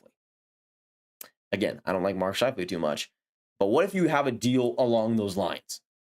I don't know, just a huge spitball there. But I feel like for the Leafs, it's just such a screwed if they do, screwed if they don't. And it's going to be interesting when they lose in the first round again and have to blow it up and everything. And I don't even know what to think of this team, honestly. Yeah, that too, Rob. Like, I feel like the demons that Boston has against Toronto at this point are just too much. And I feel like it's really bad too, just how good Boston has been recently for the Leafs. Because now for Boston, they were kind of struggling a little bit there in the middle point of the season. But now, since their goaltending and Jeremy Swayman has been unbelievable since Tuukka Rask retired, they've been great. Like, they played amazing hockey. And now I'm like, if they face the Bruins, I don't think they're winning. If you asked me back when the Bruins were struggling and kind of floating around just above 500, I would have said, yeah, the Leafs win that series. They win that series. I think they get past their demons. But now, I don't think so. But it's just an interesting team to look at, especially with their future, because it's going to be real interesting. Just came in, thoughts on the Panthers trade, blah. I think it's an amazing one for the Habs. It could be a decent one for the Panthers. I think it's definitely an overpay, as even if Ben Chiarot plays well. If they win the cup, obviously nothing matters at that point.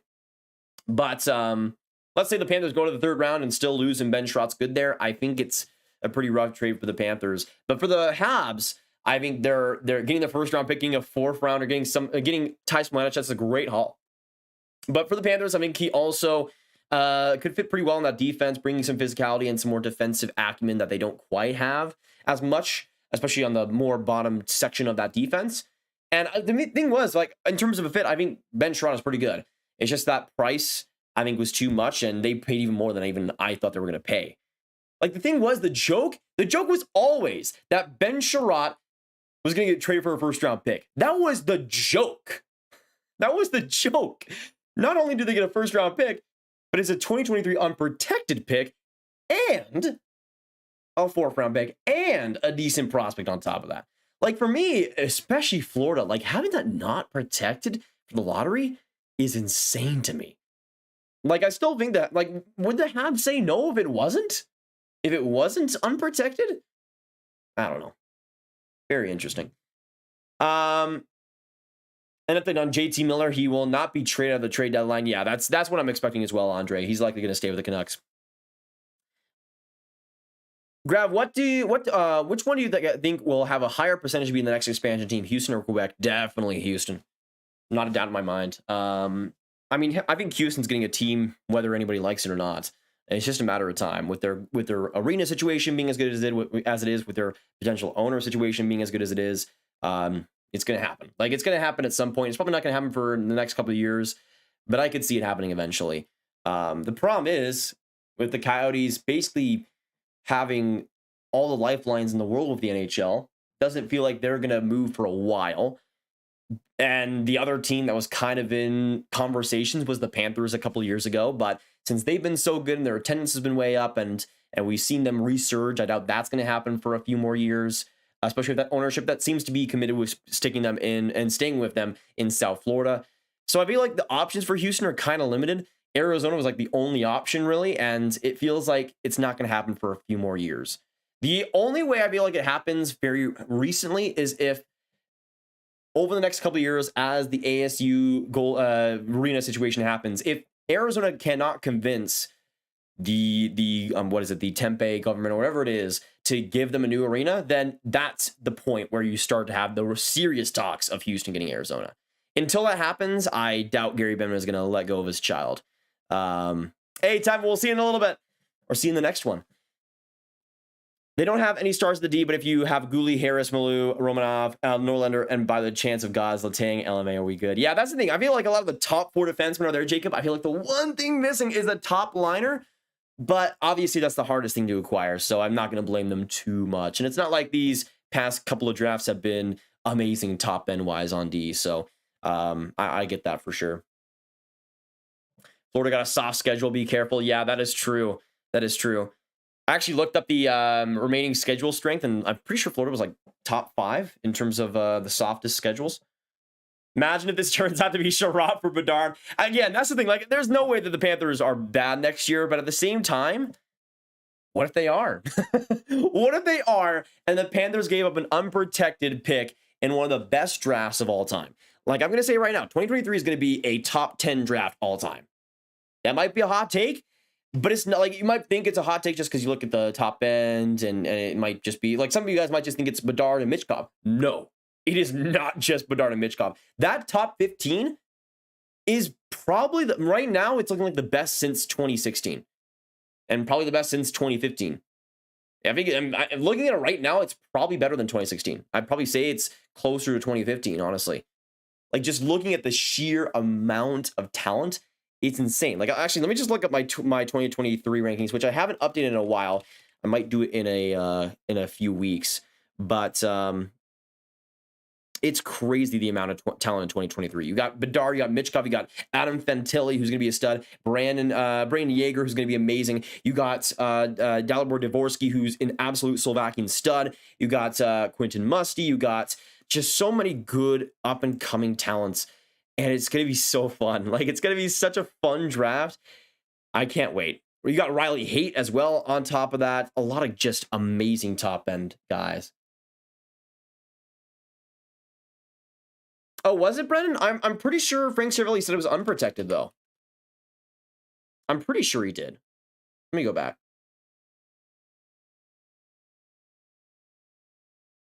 Wait. Let me go. I'm pretty sure somebody said it was an unprotected pick.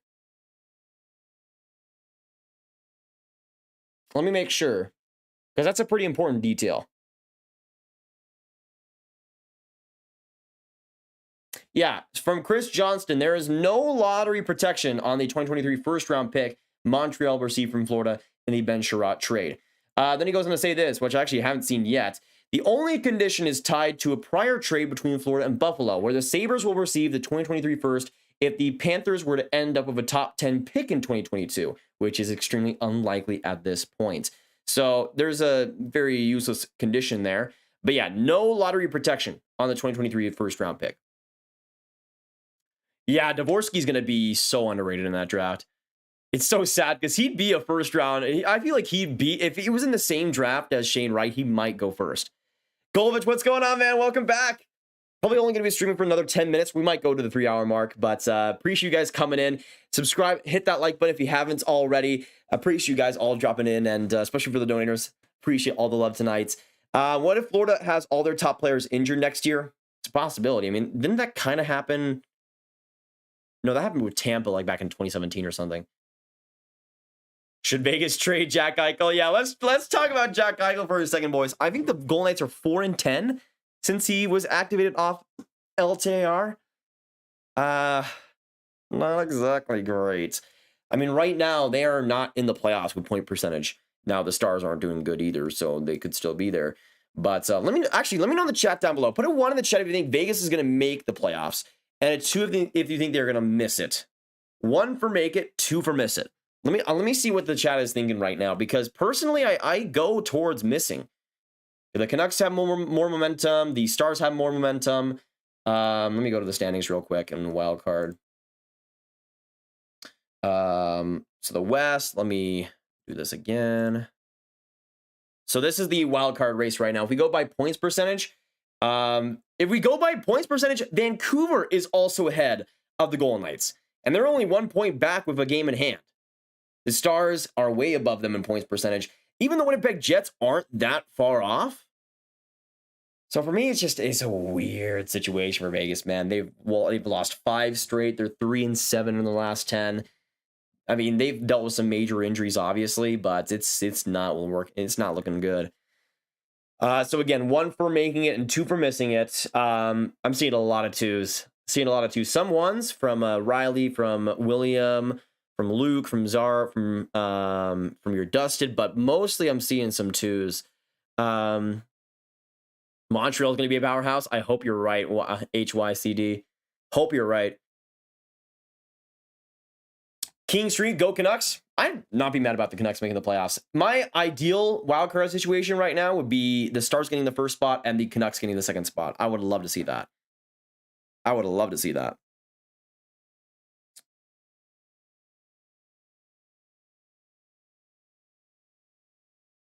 Okay. Wow, man. This has been nuts. Just seeing Ben Chiarot actually being traded. It's a great feeling. Eddie, what's going on? Good to see you. Joshy, we'll see you in the next one. 2 home stretch makes and breaks teams. That is true. Yeah, Tuck was a huge loss for them as well, Ryan. I mean, I'm really happy, though, that Peyton Krebs has shown up in some big moments for Buffalo, because he's always a guy that I really loved back in his draft year. Hasn't progressed as fluidly as I expected, but I think in Buffalo, man, even though he hasn't been amazing, even strength-wise, there's so much potential, I think, and especially with Alex Tuch, who, let's be honest, like, Alex Tuch is going to be the captain for the Sabres team very soon. Like, I can honestly see him being named the captain as soon as next year. There's been so many interviews with him where he's just like such a ball of positivity for the Sabres. Like, that's insane to me, and it's those type of players that you need if you're Buffalo to truly bring yourself out of that hole. And I feel like for Alex Tuch, he's the exact guy they needed. He also scores, which is good. He also scores. I don't know how Wah got from 35 points to 85. Mind-blowing. Also, awesome to see has a Habs fan. Anyways, I got to go grab. See you next time. See you later, Mayo. I mean, for me, the big thing with Wah is just the ice time and also the team he's on. I'm pretty sure, wasn't he traded last year? I'm pretty sure. I think he was. Yeah, so he was originally on the St. John Sea Dogs. Let me change the view so you guys can see. So he was originally on the St. John Sea Dogs last year, and he was drafted first overall by them. And then he was traded this year, but Phoenix. He actually wasn't better than for them last year, but he only played 20 games there. still a pretty new organization. Then this year explodes. Some of that has been because of his improved skating, which I think is a huge part of it. But it's also been because of the deployments, the ice time he's gotten, and really the teammates he's gotten too. I think those have been really the biggest factors. But I saw Waz being one of the bigger draft steals of 2021, and so far playing pretty well. Do we got Juan Jose in here? Oh my goodness! Wait! Yes, we do. Yes, we do. We got an op fight. We got an op fight between Juan Jose and CALLE. Let's go. Let's go. Am I the only one who wants Edmonton to miss the playoffs just to see chaos unleashed in the media and the team? I mean, Nicholas, you're not wrong. I would like to see that too. Bro, I'm not even done with my bio homework. Wish me luck along with the Chiarot trade. Hey, Juan Jose, absolutely. I think the fit will still be fine, even if it is an overpayment. Good to see you though, brother. But we got CALLE and Juan Jose here. It's about to go down. Yeah, Bedar's been absolutely amazing, Chase. He was a guy. I remember there was a lot of people back when he was only like at a point per game at the starts saying that he was playing horribly. But I remember back then when he was only like around a point per game in the WHL, I remember telling people that Bedard was still playing lights out. He was still generating so many chances. But his luck was terrible. His teammates were not finishing almost anything, and the points were going to come. Now, I didn't expect it to be this much this soon, but Bedard, early season-wise, is a great example of just luck and teammates turning around. And I think he also got a new coach, too. Hey, Eddie, with a 10-month membership. Take that jersey off right now. Dang. I mean, I'm fine. I guess I'll do it. Ready, Eddie? I guess I'll do it. Why not?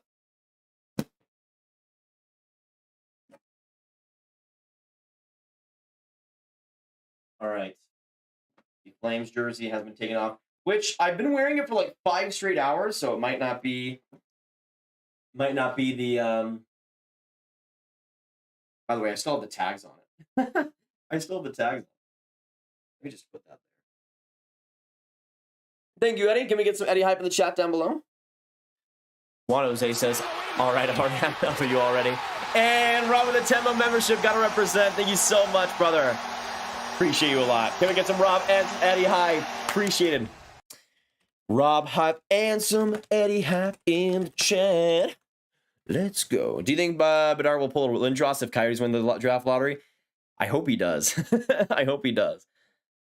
It is a beauty jersey. I agree, Corey. I agree. Also, Matvei Petrov. I thought he was a pretty underrated guy in his draft. Had some good scoring touch. And he's been great since his draft year, which is amazing to see. Who's better, Shane Wright or Bedard? Absolutely Bedard. Not even a question right now.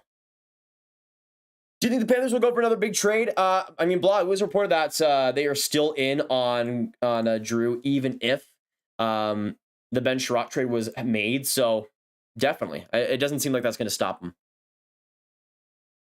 Oh man, we were 4 minutes away from 3 hours. I did not think I was going to go live for this long, by the way. If I was the Rangers, I'd offer Kraft and a first for Pavelski. I mean, Pavelski's extended long-term. I doubt the Stars are going to trade him. Going very well, Riley. It's great to be part of Sportsnet. Hey, Govich, we'll see you in the next one. Profile pic change from Govich, though. Interesting. Could you see DeBoer getting fired? Everyone knows Vegas owners basically said missing the playoffs isn't an option. I feel like they'd go for more trades if they could, though, Kai, even if the cap space is a huge issue for them. You think the Wild are going to make a trade? Absolutely, Jack. I feel like Max Domi or if they want to go even bigger, Claude Giroux would be perfect fits for them. Vegas' prospect pool is not looking too good. Losing Krebs is a big blow. It absolutely is, Sar. I mean, they have some good guys. I've liked Pavel Dorofiev for a long time, but there isn't enough there, especially on the top end. Yes, Blob. Juan Jose is a Panthers fan representing Florida correctly. Right when you took out right when you took out the jersey, the Flames scored. The jinx is strong. The jinx is strong. Who scored for the Flames? Dylan Dubé. Nice. Oh, PK Subban scored. Value going all the way up, baby. Callie asks, why are you a mod? Because he's Juan Jose. What question is that? Juan Jose, can we get an L in the chat for Callie Mick questioning your validity as moderator on this channel? That's just awful. That's just insane to me. All right, I'm muting you in 300 seconds. Do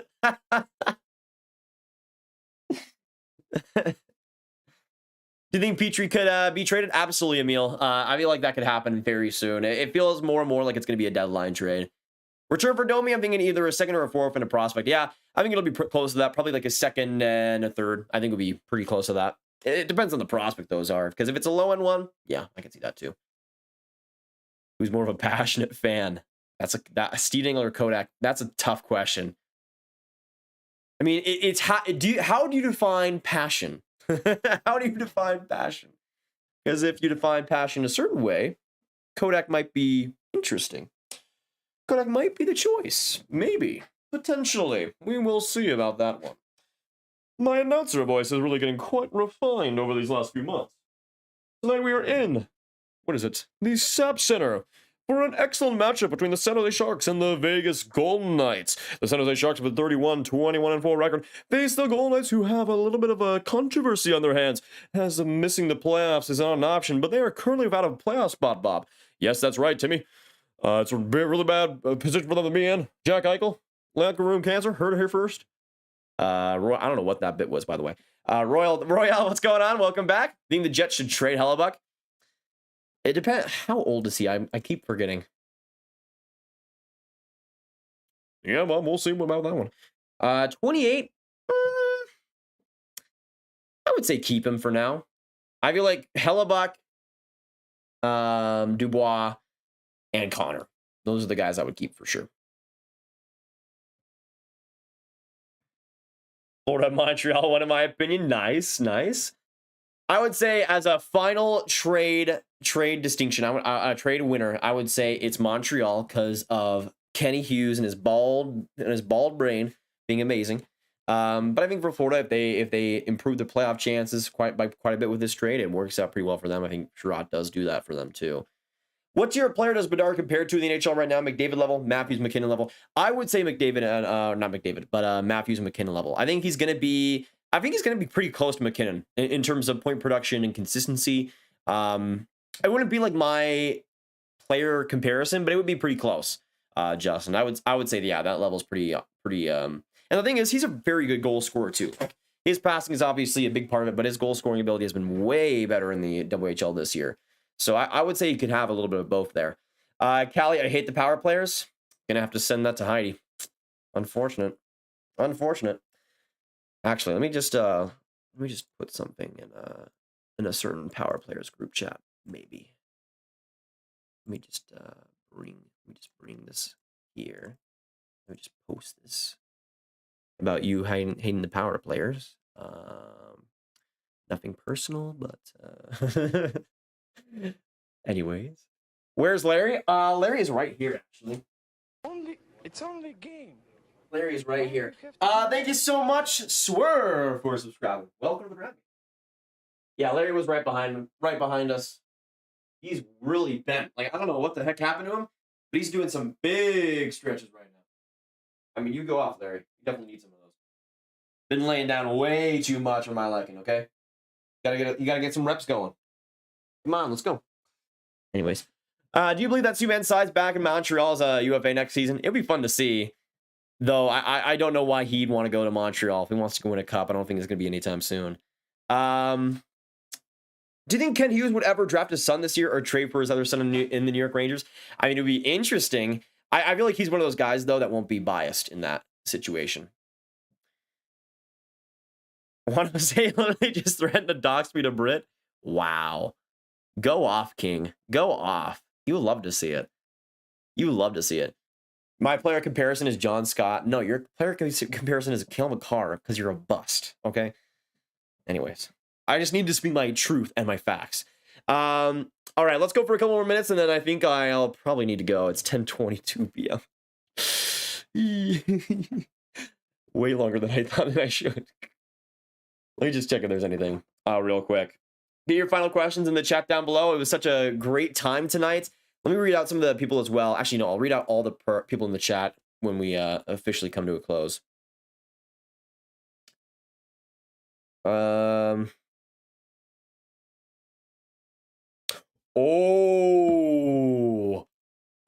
this is a good one by Nick.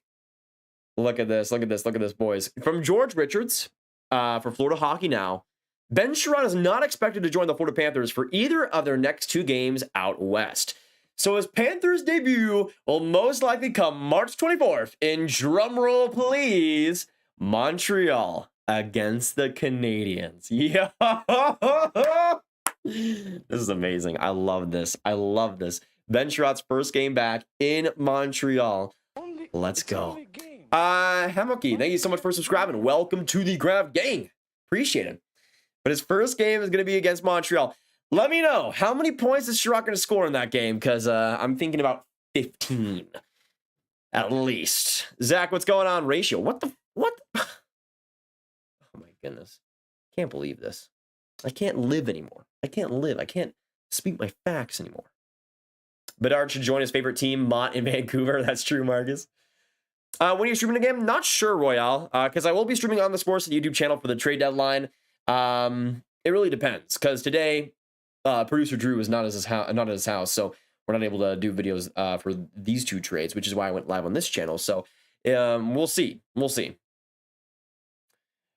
Vompy, I made the joke earlier that Subban goes to the Bruins, but there's not many teams that can add his $4.5 million and still be. I mean, he might be one of those players that has like a 3-team trade where New Jersey retains 50%, then like Seattle comes in or something and retains 50%, and then you get him to 2.25. So that would be a lot more feasible in my opinion there. I could see at that point probably. I mean, I could see a Leafs potential connection there with that lower cap hit. I could see also the Oilers maybe going after him. A couple of interesting options. Justin Braun's been really good this year. Do you think you could get 2 first-round picks? Definitely not. Maybe a first, though. Maybe a first. I could see more like a second rounder and a good prospect, though. Put the jersey back on. I can't. I just took it off. As a Wings fan, I would hate to see Bertuzzi go, but if they get a good haul, I'd be happy. Yeah, it's a weird situation for the Red Wings. I mean, I think it all goes back to if they can extend him, but I would really be looking at a big defenseman if they can trade Bertuzzi. Weather and Low, I'm doing very, very well. How about you? 5-2 Calgary, let's go. Let's go. Sander, what's going on, man? I'm so sad, Sander, because we're about to end the stream in like 2 minutes, but I appreciate you coming in here and being a legend, because he's one of the legends, one of the biggest legends. Bertuzzi for Besser and a first. I think Besser plays center. Besser center. Interesting. Braun's going for a third, I think. I'm pretty sure Philly's trying to get a second for him, but no one is offering it, if I recall correctly. That makes sense, then. That makes sense.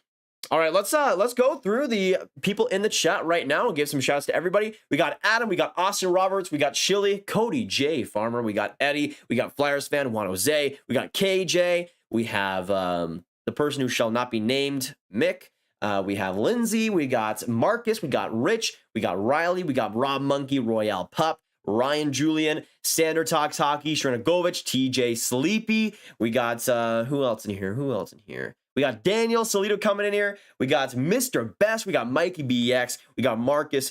We got who else? We got Ryan Julian. We got Sander. We got Shrinagovich. We got that Lease guy, 78. Zarbrick, Vompy, Weatherland Low, Zach K coming in here. Jonah Donahue, Blended Family. Thank you guys so much for coming in. Appreciate you guys so much. And for more content, we'll be looking out on the Sports YouTube channel, so make sure you look over there for many more trades that do come out. Appreciate all you guys for coming in here. If you've been here for the entire live stream, give yourself that pat on the back you deserve. It's been fun, though. Ben Chiarot to the Florida Panthers. This day has finally come, and I could not be more happy. Let's go, Montreal. What a big trade for them. And I will see you guys in the next one. Have a fantastic night, all you guys, and